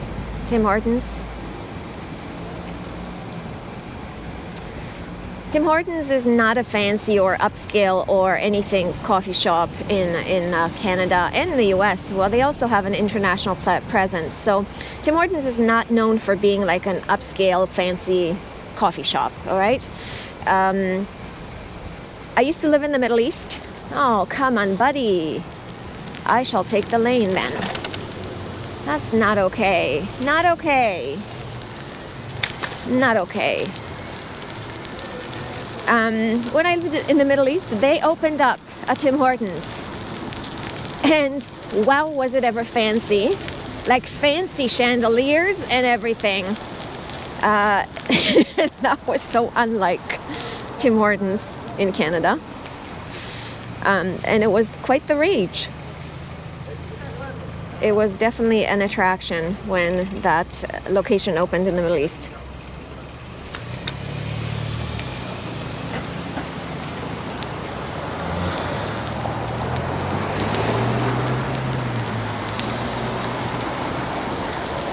Oh, so many red lights. Okay, this is getting a bit much. There are some red lights on the Martin Gunman Trail, but like this is a lot of lights. Ah, squeaky brakes. Don't use the front brake.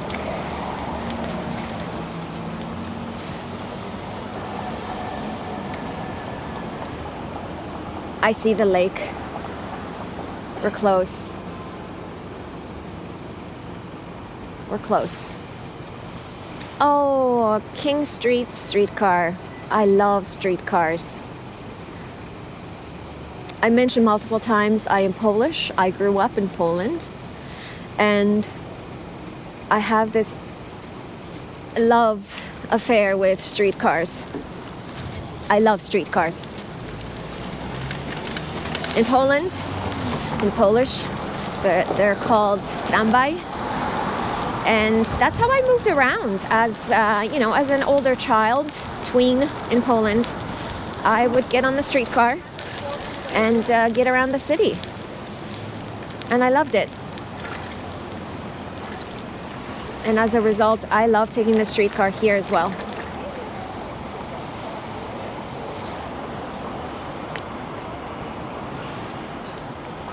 Make sure you don't run out of battery. Let's see how we're doing with battery. I still have all the bars available to me. the range is incredible. 62 kilometers left. What? That's something else. We've already pedaled. We already covered 20 kilometers. Oh my goodness. We got around, chat. Oh my gosh. And we have 60 kilometers left. What? The battery is doing phenomenally well today. I think it's because it is warmer. I am surprised. Thank you for pointing out I should watch out for battery life, but so far so good. I am surprised. Also, very pleasantly surprised. Oh yes. Coming up to Esplanade. And the sun, sun adds a layer of warmth for sure. Same temperature, but a lot warmer because the sun is now on me. Fabulous. Okay.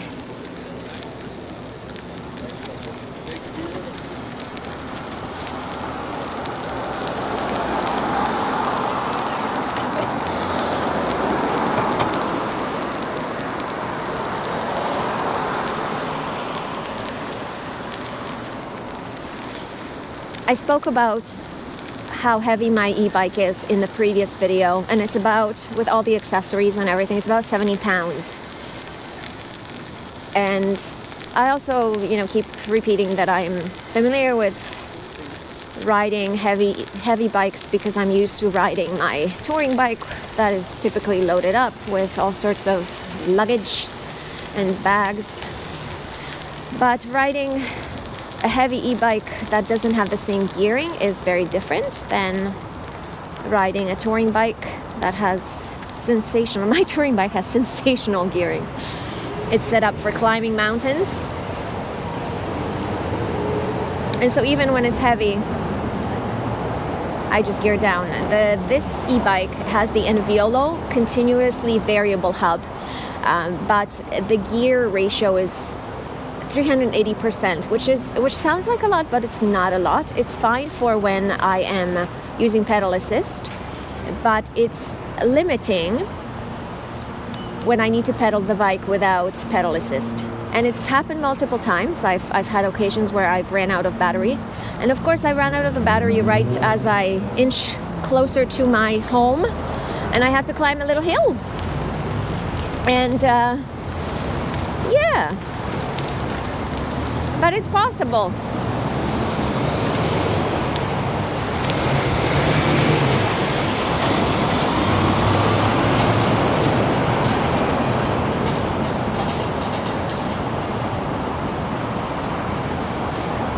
Thank you for asking that question, Maidloak.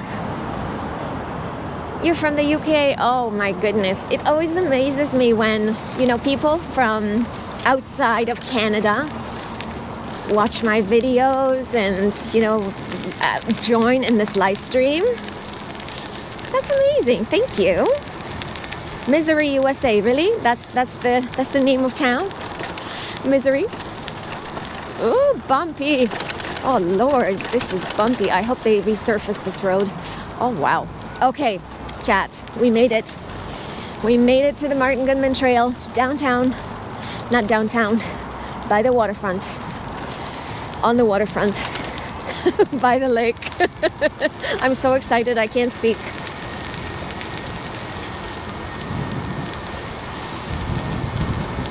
Oh, very windy. Oh, goodness.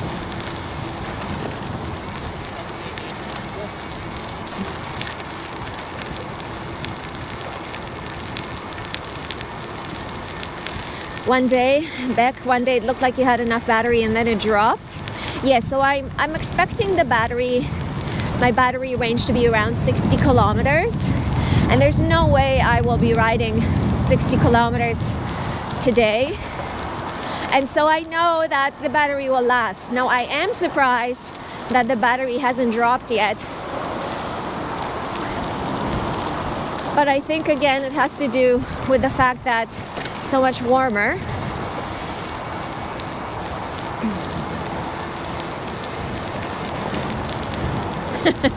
Okay, Springfield, Missouri. I said it with a French accent. Okay, sounds like misery. I get it. And I can also see that happening. Where's all the snow? Yeah. Oh, hi Reinhard, how are you? Chat. Meet Reinhard. Reinhard is a bicycle tourist I met in real life while on the bicycle tour. I was on tour, Reinhard was on tour.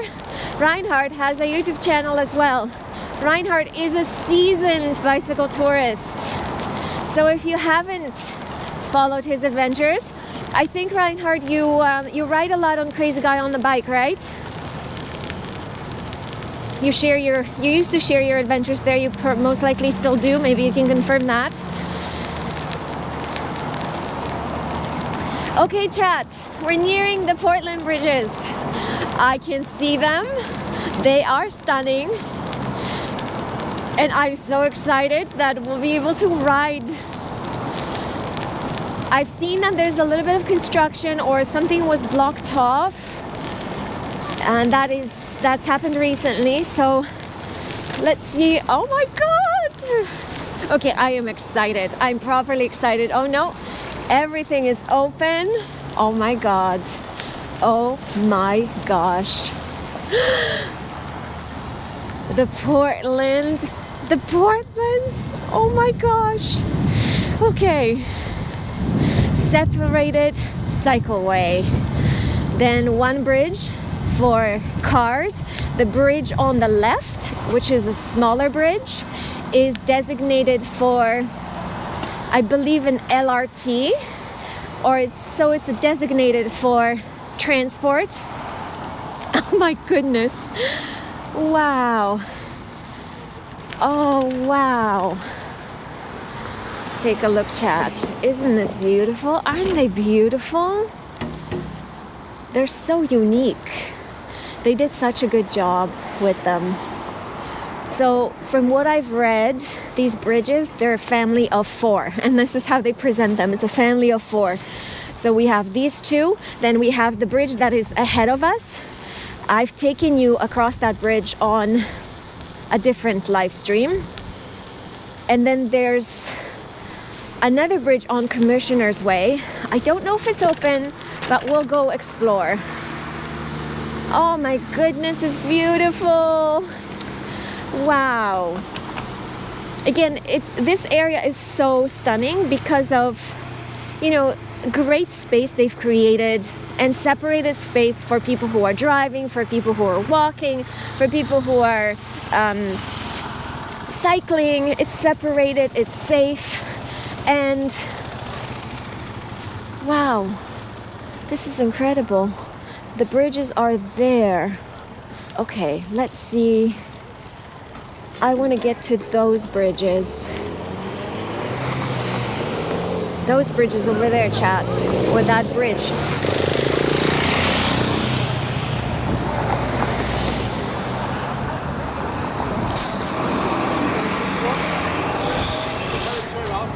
Do you know if the cycle track on that side is open, or do we have to take this one? It's all under construction. Yeah, I know. Okay. I think it's choose your own adventure. Okay. All right. Will do. Thank you.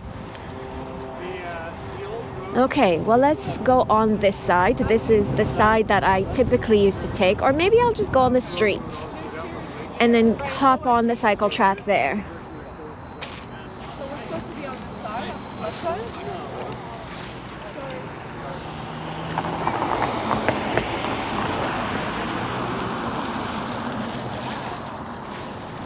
There's a cyclist. Let me just get on there. I'm gonna get on the street.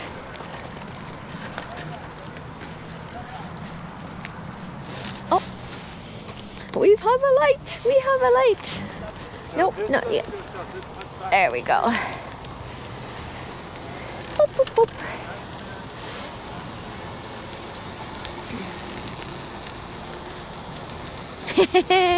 Bacon, eggs, and hash. Thanks for joining. Hello and welcome. Oof! Oh lordy. Okay. Oh my gosh, Chad, do you see this? Holy magnolia, that's a lot of dust. A lot of dust.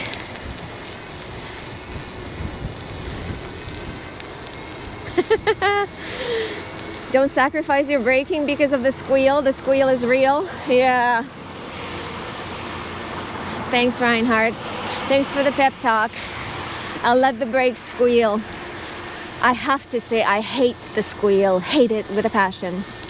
But what can I do about it? Nothing really. Continue troubleshooting, right? But it's, yeah.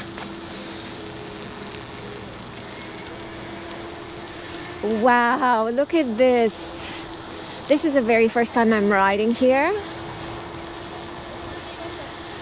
Oh my gosh. This is so exciting, everyone. This is so exciting because this is intentional infrastructure. It's intentional, it's built for the people. It accounts for various modes of transport, and this is so exciting. The reason people are walking on the cycle track is because the pavement, or the sidewalk rather, isn't ready, it's not built yet. And so of course, people use the paved area, which is a cycle track, but let's ask them to move. Passing! Thank you! Oh, yeah. All right, there we go. So this is the Commissioner's Way, the Commissioner Street Bridge. It's a two-part bridge, like you see, the first part is here, and they had to, I believe they transported it here in two parts because it's so long. And this is the Don River. They've been flooding the Don River. Again, redirecting its flow. This entire project is has been described as flood protection project, but also the project is going to open up this area to new developments, housing developments, parks, parkland, marshes. And again, the big part of it is redirecting the flow of the Don River so that it doesn't flood every year and doesn't cause a lot of damage. This is stunning. I should take a photo, shouldn't I? I'll take a photo with the two bridges on the way back. And this is beautiful. I'm so happy we're able to be here. Oh, the other side looks good too. So, okay. Bacon, eggs, and hash. Hello, hello. I think I already said hello, but I'm saying hello again.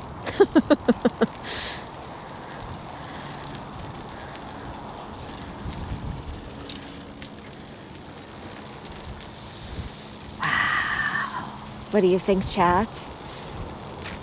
They're growing a lot of plants and, well, yeah, let me stop. I want to get on my bike to show you. You see it there in the distance? They've been doing a huge amount of planting, and this is going to be a wetland. And if the river floods, then it's going to flood the wetland. It's amazing to see the architectural drawings and then to see this conceptualized in real life. Wow. Wow.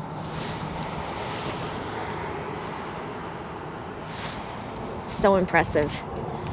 The bridges look great. Tax dollars put to good use. Absolutely.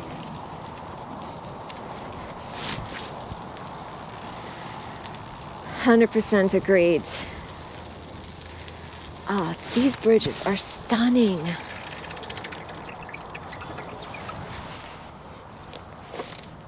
Should we take a photo into the sun?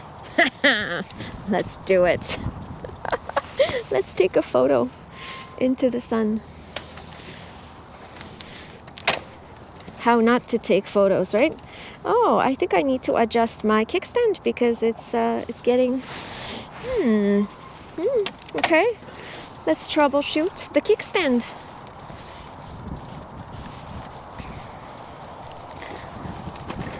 We need to do some mechanical adjustments, chat.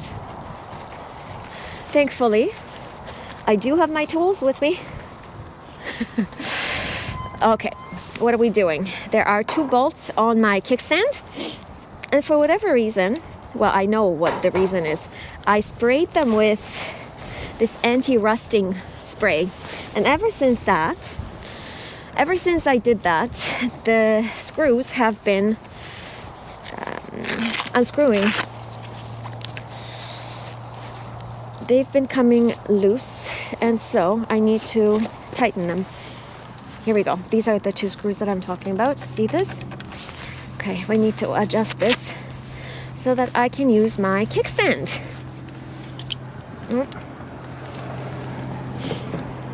Okay, let's see, what do we use? This one? No, this one is too small. What size hex wrench do we need? 5mm. Yeah, we need a 5mm one. Okay. Now, I did this earlier on this week, so I'm not sure why it came undone so soon. Maybe I just need to put that, what is that? Blue, is it tight lock or tight lock? Something that like that. I think I need to put it on the screws because they just keep getting loose. Yep, and now we're good, fixed. So very happy that I brought my little toolkit. Chat, when you go on rides, do you bring tools with you? This is my toolkit here. I started using this new, I don't know what this is called, but this is for removing removing tires. It's called, oh, the name is right on the tool itself. It's called the tire glider. I used it to install and remove the tire on this bike, which is the Schwalbe Marathon Plus tire, which is pretty stiff, which has a stiff bead. And this tool made it quite easy. So there we go. Done. Mechanical, done. Use Loctite, Cycle Guy. Thank you very much. That's exactly what the word I was looking for. Loctite. It's blue, right? And it just keeps the screws there. And I think I have something like that at home. Loctite, yeah. Bacon, eggs, and hash. You have the exact same toolkit. Awesome. Yeah. You bring way more tools than I need. Yeah. You know what I forgot today to bring? I forgot to take a bike pump. Or a pump. Lots of tools. I've been teased as a traveling LBS. Okay, can you explain what LBS means? Is that a bike shop? Or a mechanic? Or... yeah, let me know, Cycle Guy. What does LBS mean? Blue is semi, red is permanent. Okay, so I should get the blue, not the red, right? Yeah, we don't want the red because I don't want it in there permanently. Okay, well, let's take a photo, shall we? Chat, let's take a photo into into the sun. Photography 101. Do not shoot into the sun. Agnieszka's Photography 101. Shoot into the sun. Shoot however you want. All right.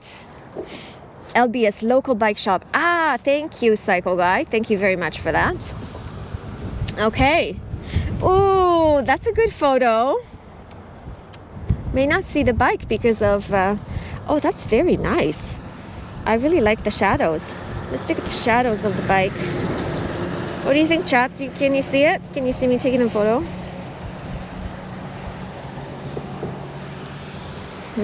Very nice. We need to take more photos. No, we're not calling anybody. Let's see.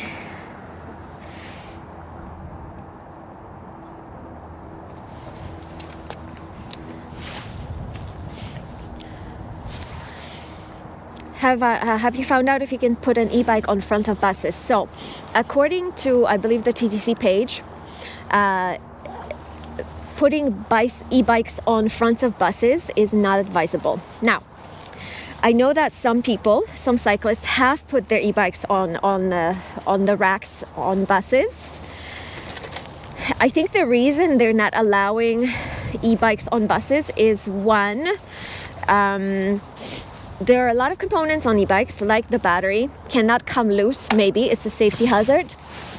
And e-bikes are also quite heavy, so I don't know what the weight limit on those bus racks is. Can they account for, you know, hundreds of pounds of bicycles, e-bikes, right? Like my bike is 70 pounds. So can you imagine? And my e-bike is, so there's definitely e-bikes that don't weigh as much as my bike, right? In fact, they're only getting lighter and lighter. But some e-bikes are much heavier than my bike. And so I think it depends on the bus driver if they will allow you to put an e-bike on the bus. I've definitely never seen anyone bring their bicycle inside a bus. Maybe a folding bicycle, yes, but not an actual full-size bicycle. But on the racks, I think it would depend on the bus operator.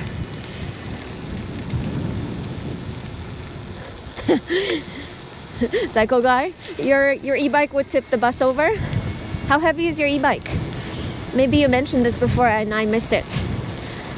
Tell us, how heavy is it? Look at this. Wow. That is a lot of construction. I can't wait until this area is finished. It's going to be years and years. But this is going to be stunning. There's a little walking bridge that I see in the distance. That's very nice. Wow. I'm so impressed with this.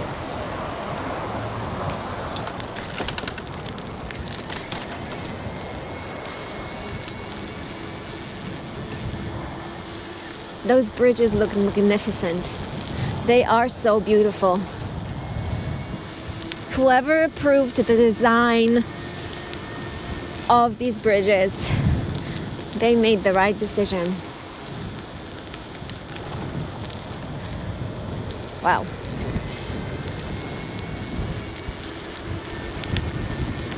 Oh, very windy here.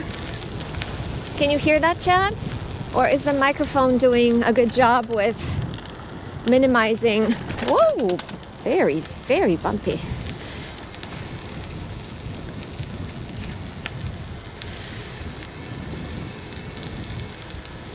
Beck, I would definitely like the option, but I have a removable battery I can take on the bus with me. Yeah, I think I would remove the battery as well. I would go into town more. Yeah. You can definitely bring the e-bike on the GO train, right? But that's very different. I think on the bus, I don't know if you can, well, if you can bring an e-bike on the GO train, can you bring an e-bike on the GO bus?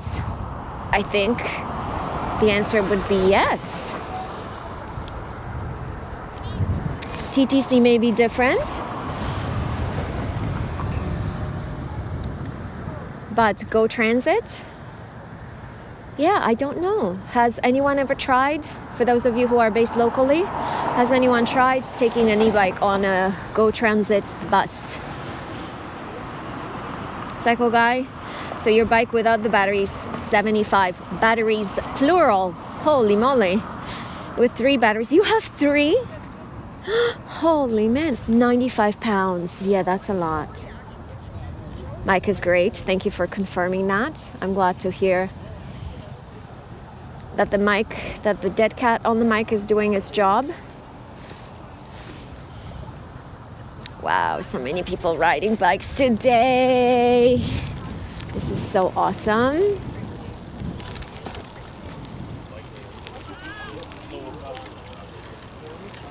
Oh my gosh, this is fabulous. Wow, this is fabulous. And when they finish everything so that it's, you know, it's straightforward and all the connections are just finalized, this is going to be such an amazing place to ride and walk. Take a look at the skyline, chat. Oh, so nice. Because right now there's still a bit of construction, so people are riding here, there, and everywhere. And of course, they have, you know, people walking here, there, and everywhere as well. Ah, look at the bridges. I think, chat, what I want to do is I want to take my bike onto that second bridge. That's what we're going to do, chat. We're going to cross the road and go to the other bridge. We're going to take a nice photo. Okay. We're going. Okay. Are we gonna sink into this? I don't know what this is. Hopefully not. Ah. Oh, it's a little bit. It looks like mulch. Oh, chat. We've got the bridge to ourselves.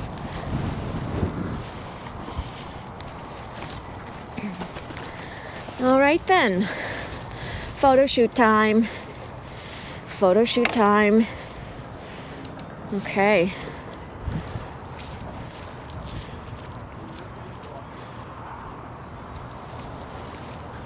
They have the same idea. They're gonna crash our photo shoot. Well, it's not our photo shoot, right? Here we go, that's okay.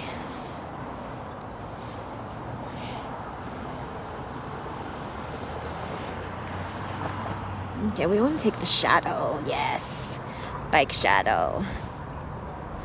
What do you think, chat? Is this a good... Yeah, I think this is all right. Snap.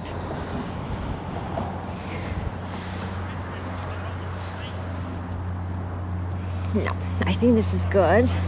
Let's take another one. Let's take one in the middle of the bridge. Yes, oh, that looks spectacular.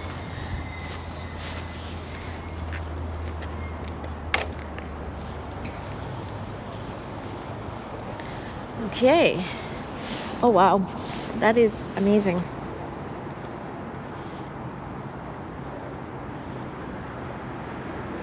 And so,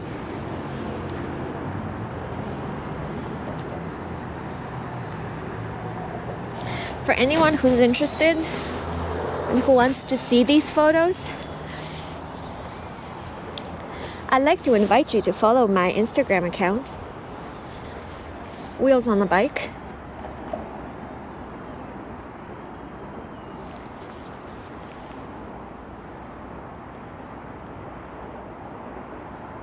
Okay, I think this is plenty. Ah, this is so nice.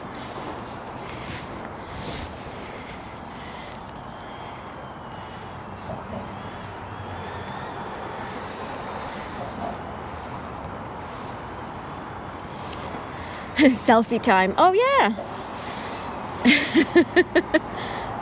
Let's catch up on the chat. Oh, you're driving the What? You're riding across the country in June on your e-bike. Oh wow. Oh wow. That's amazing. That's amazing.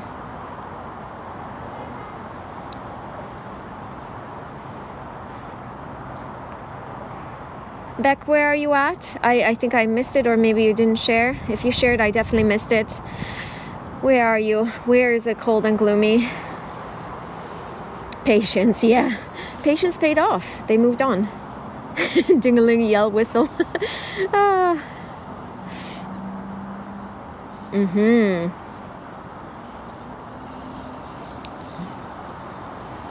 Thank you for sharing, Cycle Guys. So you have a page on Facebook.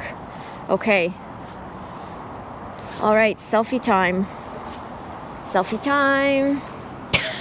I take terrible selfies, but here we go. Oh, maybe this way. No. It's gonna be the basket and I. And you, chat, you're gonna be in the chat. Oh, look, can we do this? Chat, you're in a photo.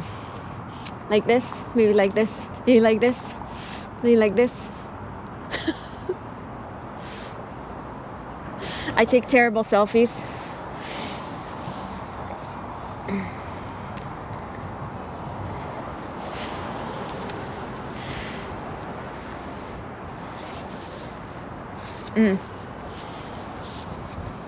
You're in Colorado. Right, okay. You get a lot of sun mostly, but not today, huh? Sorry about that. Sorry about that. Oh, you know what? I'm going to close my pit zips. I have a jacket that... this is why I'm so cold, because my zip bits are unzipped. And it's getting cold, chat. Maybe this is indicative of what's coming next week.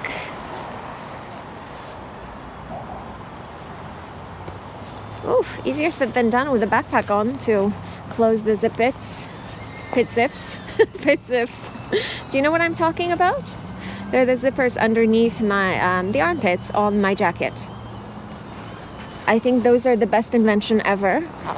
I am wearing my waterproof jacket, not because it's going to rain, but it's a great windbreaker. But when it gets too warm, the jacket is too warm, because even though they say this is a high-end jacket, it's Gore-Tex, is breathable, blah blah blah, it's not. You really do need to dump that cold hot air when it gets a little bit too warm. Oh, okay, mission close up, pit zips complete.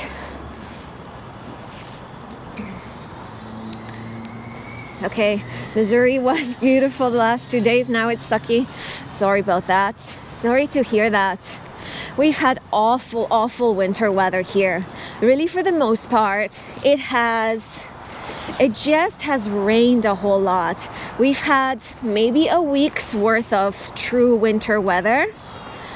And then it's been gloomy, it's been rainy. It's, you know, it's the temperatures that hover just above freezing so that it doesn't snow, it rains instead. And it's just a soggy mess. It's a soggy mess. So I am so pleased we've had good weather. So pleased. See, I was not the only one with the idea here. There are some cyclists that crossed here. Okay, let's see. Yep, we're gonna pass now.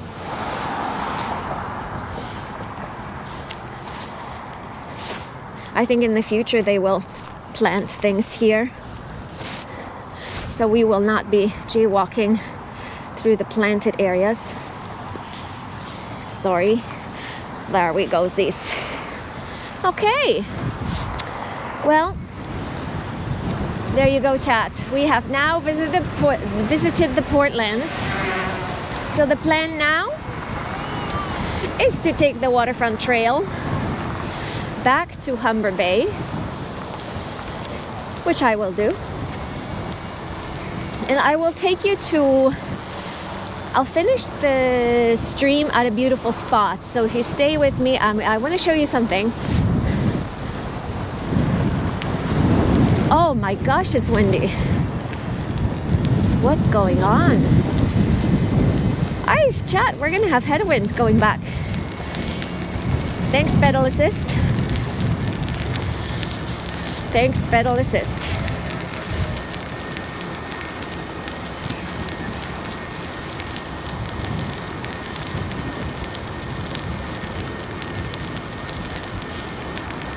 Okay, another piece of feedback I'd like from you. I don't know how many of you, well, some of you started with me on the stream when I had the camera mounted behind me, and so you now have a point of comparison with the camera being mounted on the shoulder. Which is better? What is more interesting for you to watch? Would you let me know?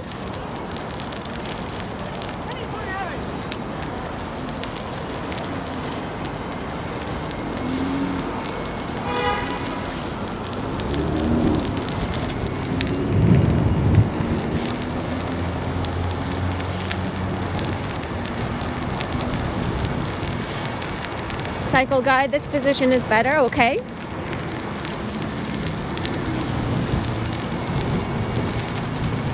Wow, it's windy. Oh my goodness. Holy, what's going on here?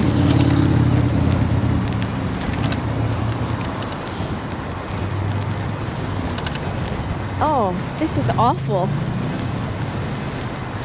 What's happening here? Oh my gosh.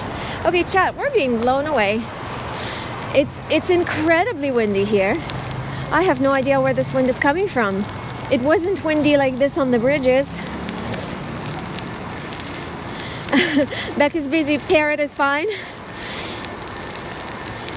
Okay, so this provides more view, right? You're right up front.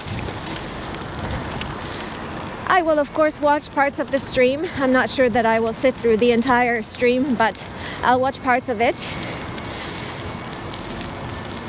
This is actually quite easy. I was oh, I see. The mirror gives a little bit of a position reference. Okay, nice.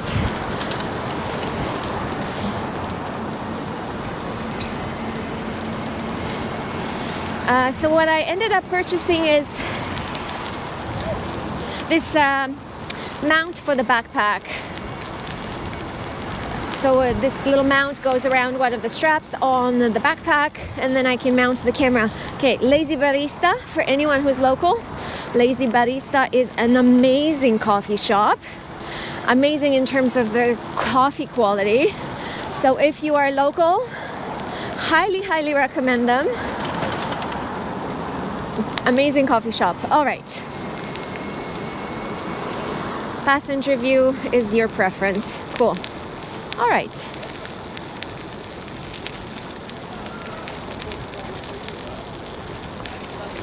I prefer pillion passenger. Feels like you're riding along, sitting in the backpack. Okay. Ideally, I'd like to have a few options because I mentioned that I don't like wearing a backpack. Now in the winter time, it's not a big deal. It's still cool enough so that, you know, my back is not getting sweaty. But in the summer, I really can't imagine wearing the backpack for hours on end. The wind has returned, chat. Holy. Yeah, so I would prefer not to wear a backpack. But there's pros and cons to every setup. Pros and cons to every setup.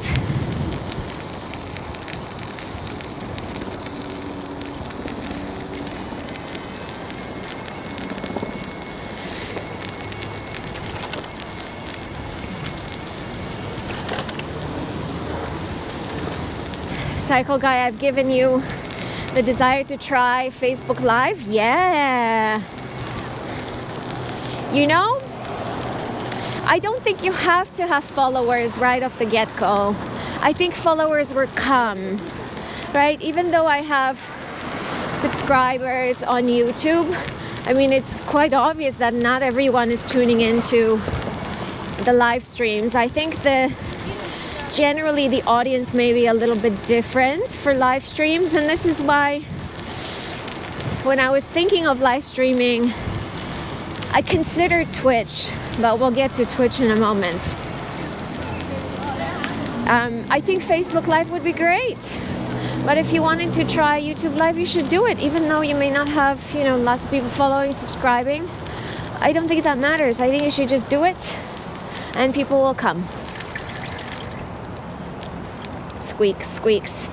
Donald, hi from Thunder Bay. Hello, all the way up in Thunder Bay. Nice.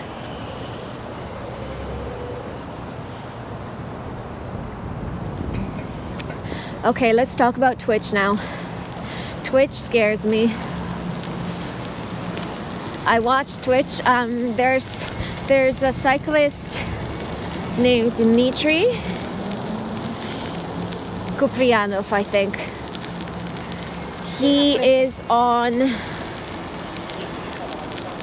He streams typically on the east side of Toronto and east outside of Toronto.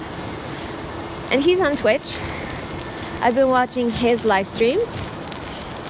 But I've also seen live streams. Oh, additionally, I recently took a course. I purchased a course from Bike Curious. And he has this amazing course on Udemy that kind of walks you through the setup for an IRL backpack using the Belabox, which is what I have. Now, I really wish that I had watched this, that I bought the course before I actually built my own live streaming setup, because I would have learned so much more and I wouldn't have had so many gaps, and I would have maybe understood what I was doing. But I didn't. So I went over the videos that he presents in the course recently, and such great information. So Bike Curious. He's also a Twitch streamer, and where was I going with that? Oh yes, you know, he has his own format, but I've seen other Twitch streamers who just go like over the top with all the things that they put on the screen, and it's overwhelming. Maybe I'm too old for it. Maybe I'm too old for all the bits on the screen flying around and things popping up and sound effects going off. It's not my thing. So that puts me off of Twitch. What I do like about Twitch is that you can use commands. Now, I do have commands set up for YouTube through, but they don't work. They don't work. I don't see any of them coming through here. I don't see Nightbot interacting with you. I don't see, you know, I don't know if somebody can use the bike command, like !bike. So !bike should give you information about what bike I'm riding. If somebody can try that in the chat, we'll see if it works. But things like that don't work in YouTube, which is unfortunate. And they seem to work a lot better on Twitch, which provides a better experience, because then, you know, you can use these little chatbots to share a lot of information that I'm unable to share because I'm riding my bike. So,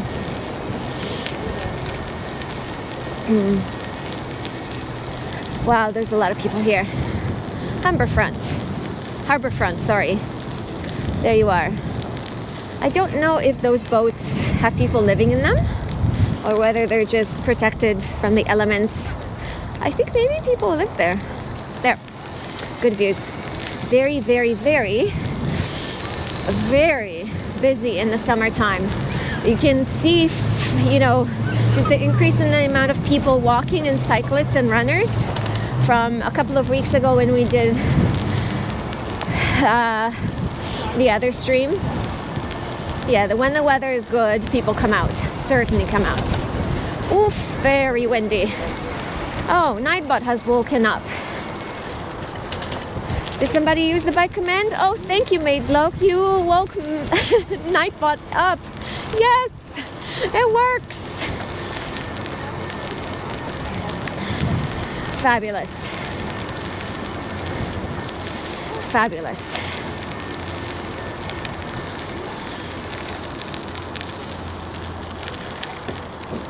Were we good? Were we good? This is a fire station. It's a fire and marine. So fire station and marine unit.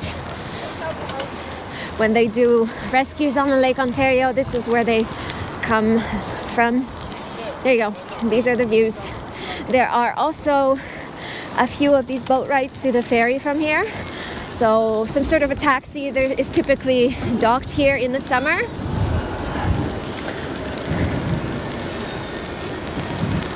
And of course, on our right, we have the streetcar.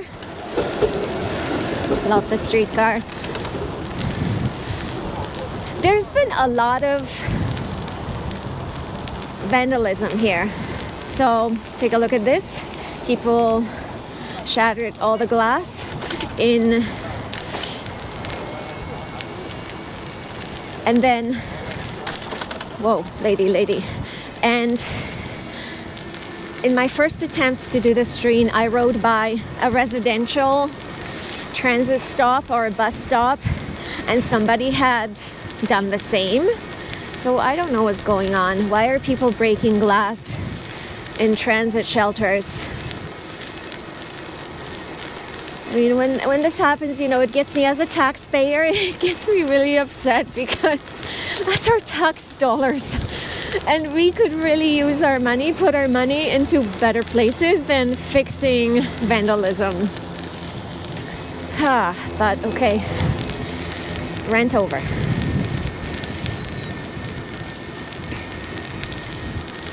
Right, bacon, eggs, and hash.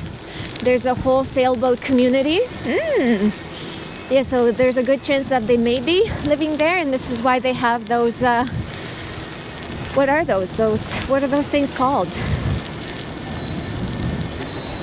Ooh, traveling fast on the opposite side. Wow, this is eastbound on. So I am now traveling west on the Martin Goodman Trail, the Waterfront Trail. So we're going back towards Mississauga, going west.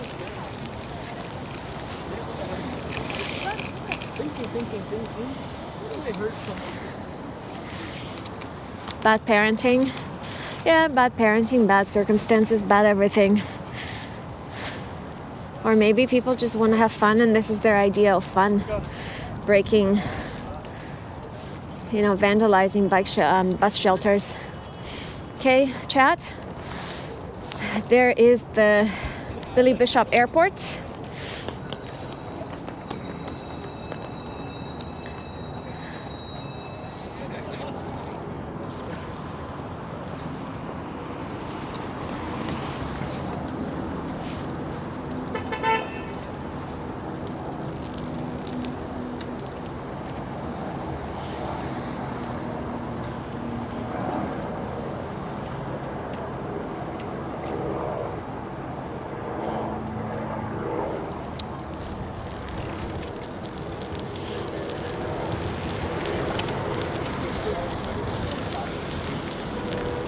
Okay.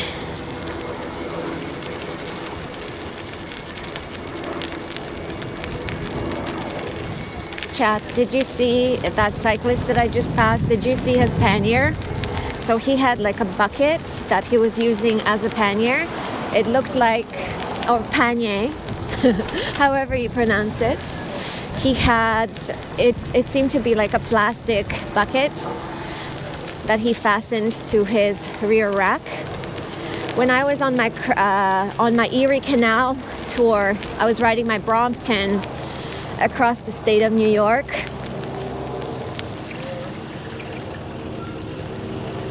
Oh, he's letting me go. Thank you. Thanks. I met a cycling tourist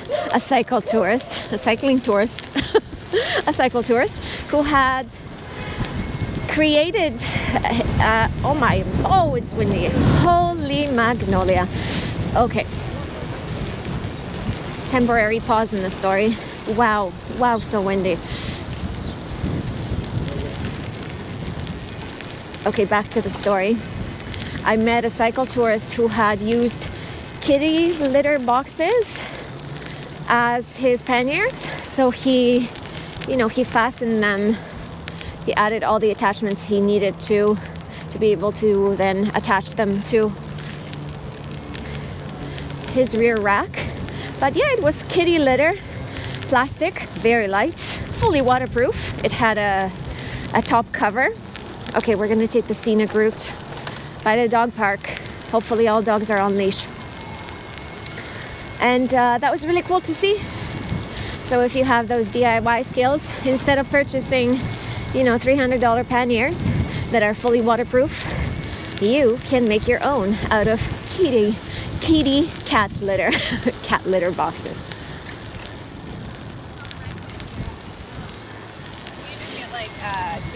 This is a dog park right here. Not too many dogs here today.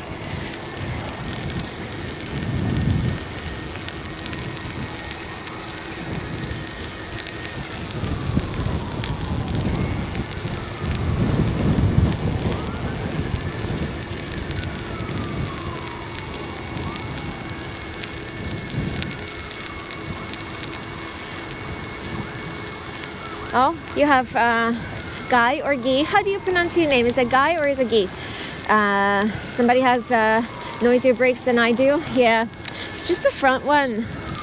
Thankfully, it's just the front one, not also the rear one. You have a cycle guy. You have a set of cat litter buckets. I call them penny bucks. Penny bucks. Panny bucks. There you go. Panny bucks. Loctite. Pros and cons for the buckets. Oh yeah, for sure. There's pros and cons to everything, right? Even waterproof panniers. Are waterproof better than water resistant? Some people say water resistant with covers are better for touring. Other people...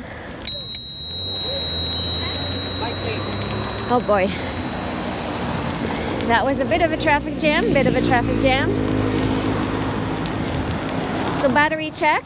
How are we doing for battery? Our range, it has dropped to 41 kilometers remaining. And we've ridden 28 kilometers.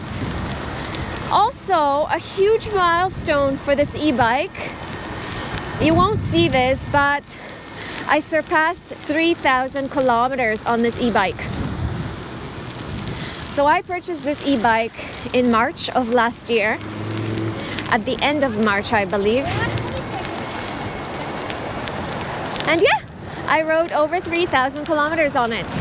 Pretty cool, isn't it? It adds up, it adds up.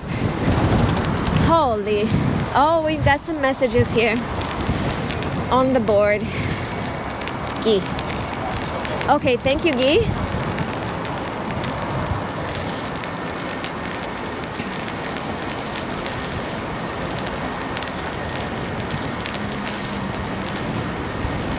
If you follow my live streams, you will become very familiar with the Martin Goodman Trail.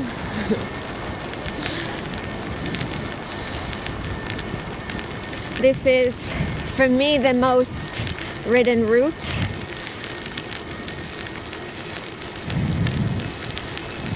The Martin Goodman Trail is what emboldened me, made me feel secure about starting riding to work.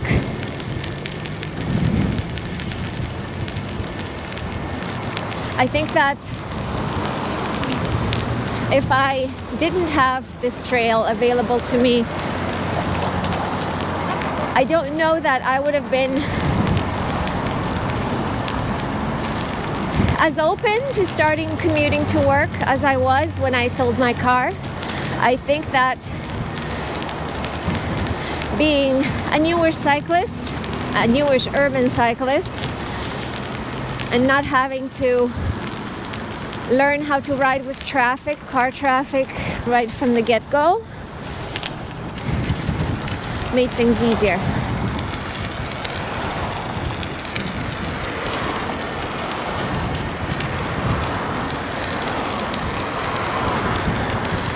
Chat, look at the windmill. It's turning very, very efficiently. That's because it's windy. Sometimes it turns at a much, much slower speed. It turns like it's sleeping, or it just doesn't turn at all.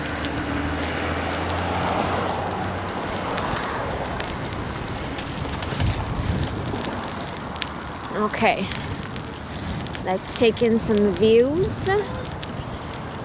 This is Ontario Place.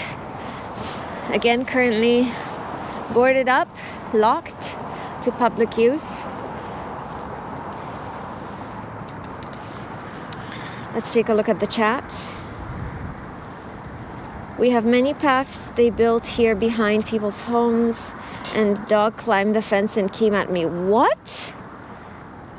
A dog climbed a fence? Oh my gosh.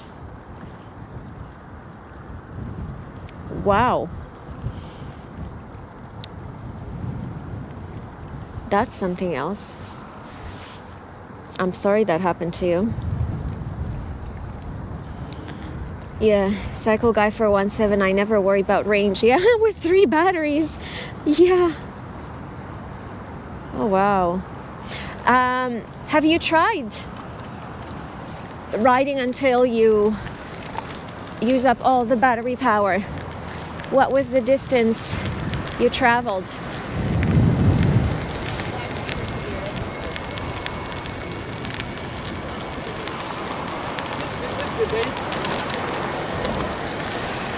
Okay, back on the trail.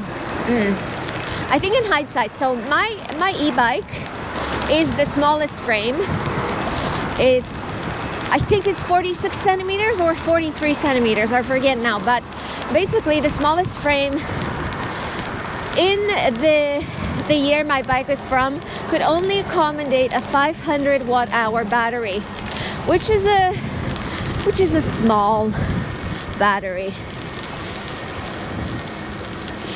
Now, the newer, I think starting 2003, definitely in 2004, the smallest size frame now has a 625 watt-hour battery. That is considerably more than 500 watts. So I've received numerous questions from people asking if I would take my bike touring. And no, I would not. And that's because I would have to take like at least two other batteries, because the range on this bike is not great. It's good for urban riding, it's good for commuting, but it's not sufficient for cycle touring when you're loaded up and you have that added weight to account for.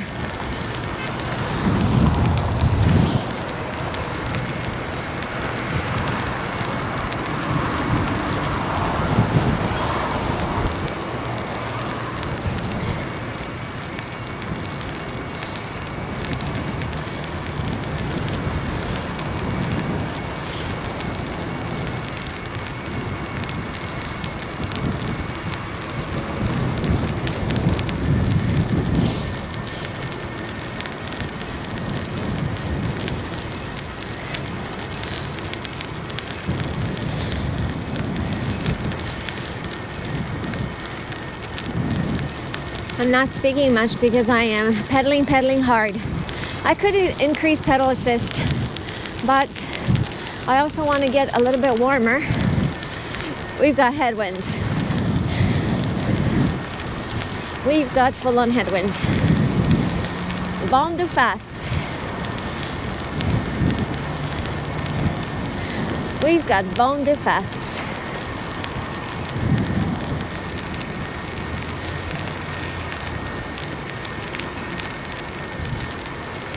Bacon, eggs, and hash. Big mistake taking battery-operated bikes touring. Oh, but I think Cycle Guy 417 is going to take his e-bike touring, right?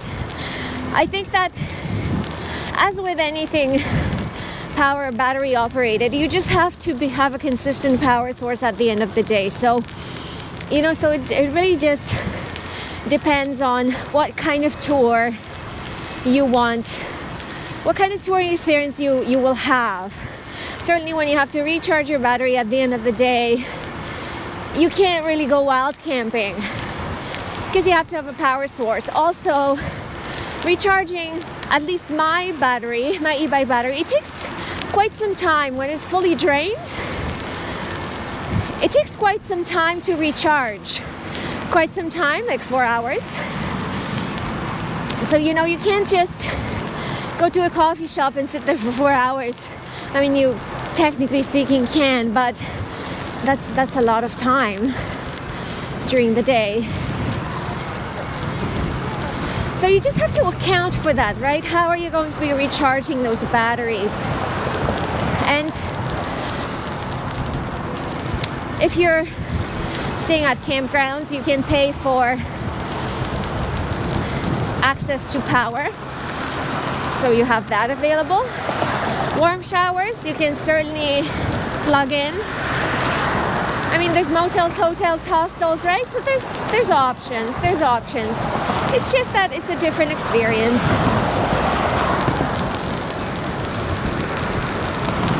Cycle 417, what are you How are you hoping to recharge your batteries? I feel like I'm screaming. It is so loud here between the wind and the cars. I feel like I'm shouting. Sorry, chat, if I'm shouting at you.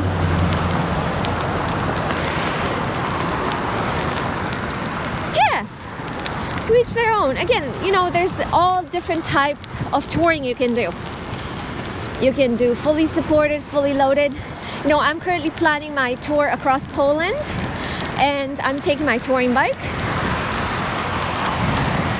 And I'm thinking about if I should do a credit card tour. You know, should I take my camping setup? Or is it going to be cost effective for me to just pay for accommodation and, you know, find people who I can stay with via warm showers, via family and friends? So do I need to take my camping setup? Maybe taking my cook set is sufficient, or maybe not even. You know, maybe I just take 2 panniers and with the necessities, my clothing, etc., and not worry about all the camping stuff. When I rode across Canada, I was fully self-supported, fully loaded. That was a lot of weight to carry. But I also wanted to have an option of accommodation. And on that ride, I stayed in the tent most of the time.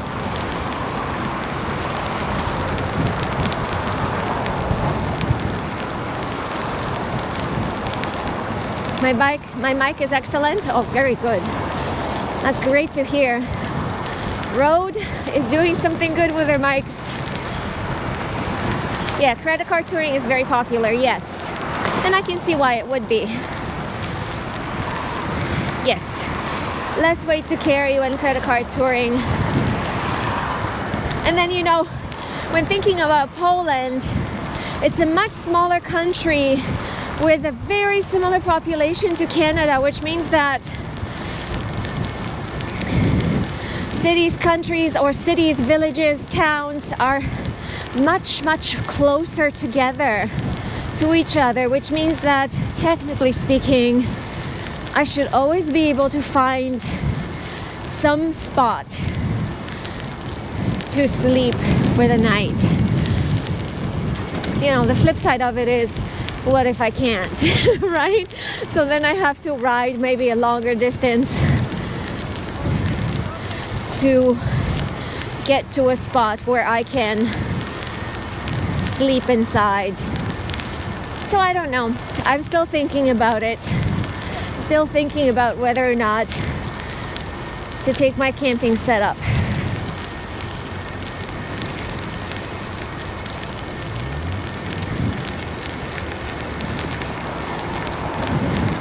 Bears around when you all camp?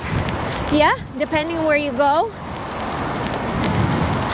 At some point I was looking at bicycle touring in Spain. I was watching a video and they were saying that they had wild boars, like these wild pigs, right, to contend with. I wouldn't have thought about that. But it's often the small animals that cause a lot more damage.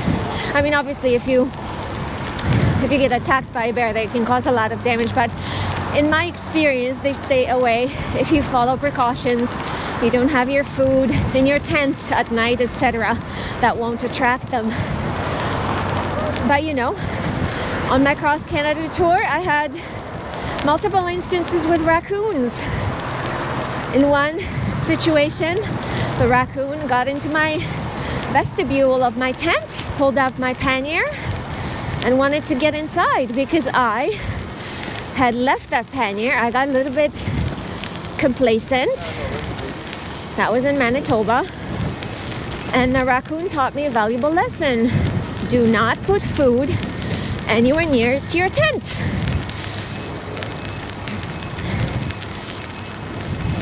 Oh, little babies.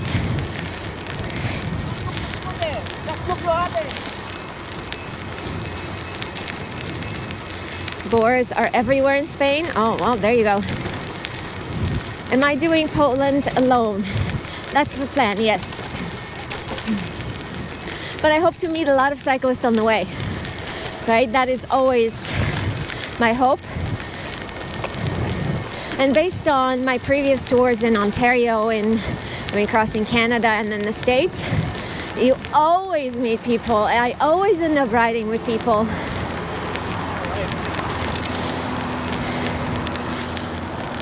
My biggest problem when attempting to find somebody to ride with is that I am a very slow rider. I don't like to ride fast. I don't like to cover huge distances. I literally ride my bike like 15 kilometers an hour, and I take my time, and I like to take a lot of rest days, and that's how I like to tour. I am not a speedster. I don't care for riding, more than 80 kilometers a day. 80 kilometers is my happy max. Can I ride more? Of course I can, but I don't like it. And so I've met multiple people who go on bike tours, bikepacking, bike touring, but they like to ride far each day, 100 plus kilometers. Not my thing. Like, I would be with them for a day, and that would be the end of that. Thank you. So, yeah. I'm gonna get. Yes. Cycle Guy for 17. Yes, I'm out there to tour as well. I want to see as much as I can, as slowly as I can. When I'm on vacation, I am not about rushing around. I want to take it easy, meander, change course. And that's another thing. I don't stick to my route. I plan a route and then I change it all the time because I speak to people, they tell me something that is interesting, and then I change my route. And I like being able to do so. Okay, crossing Humber Bay Arch Bridge. Gorgeous, isn't it? Gorgeous. Fewer people now because it's a little bit later in the day. Oh, just after 3. Okay, I don't think you'll be able to see this. The skyline of Toronto, kind of in distance there. That's where we came from, everyone. Oh, there is a photo shoot down on the rocks. Oh, very nice. Oh, she's crying. Or maybe because of the wind.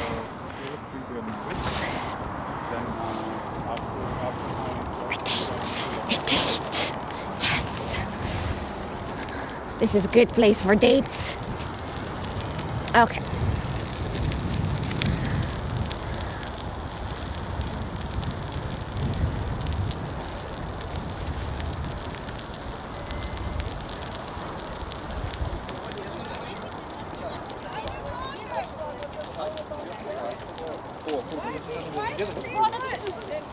Because it's different people.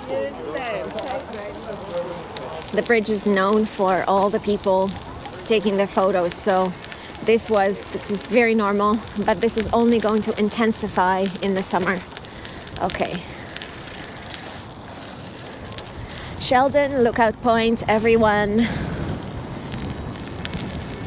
Now again, because of the camera I'm using, I'm not sure what and how much you're going to be able to see, but this is a beautiful lookout point.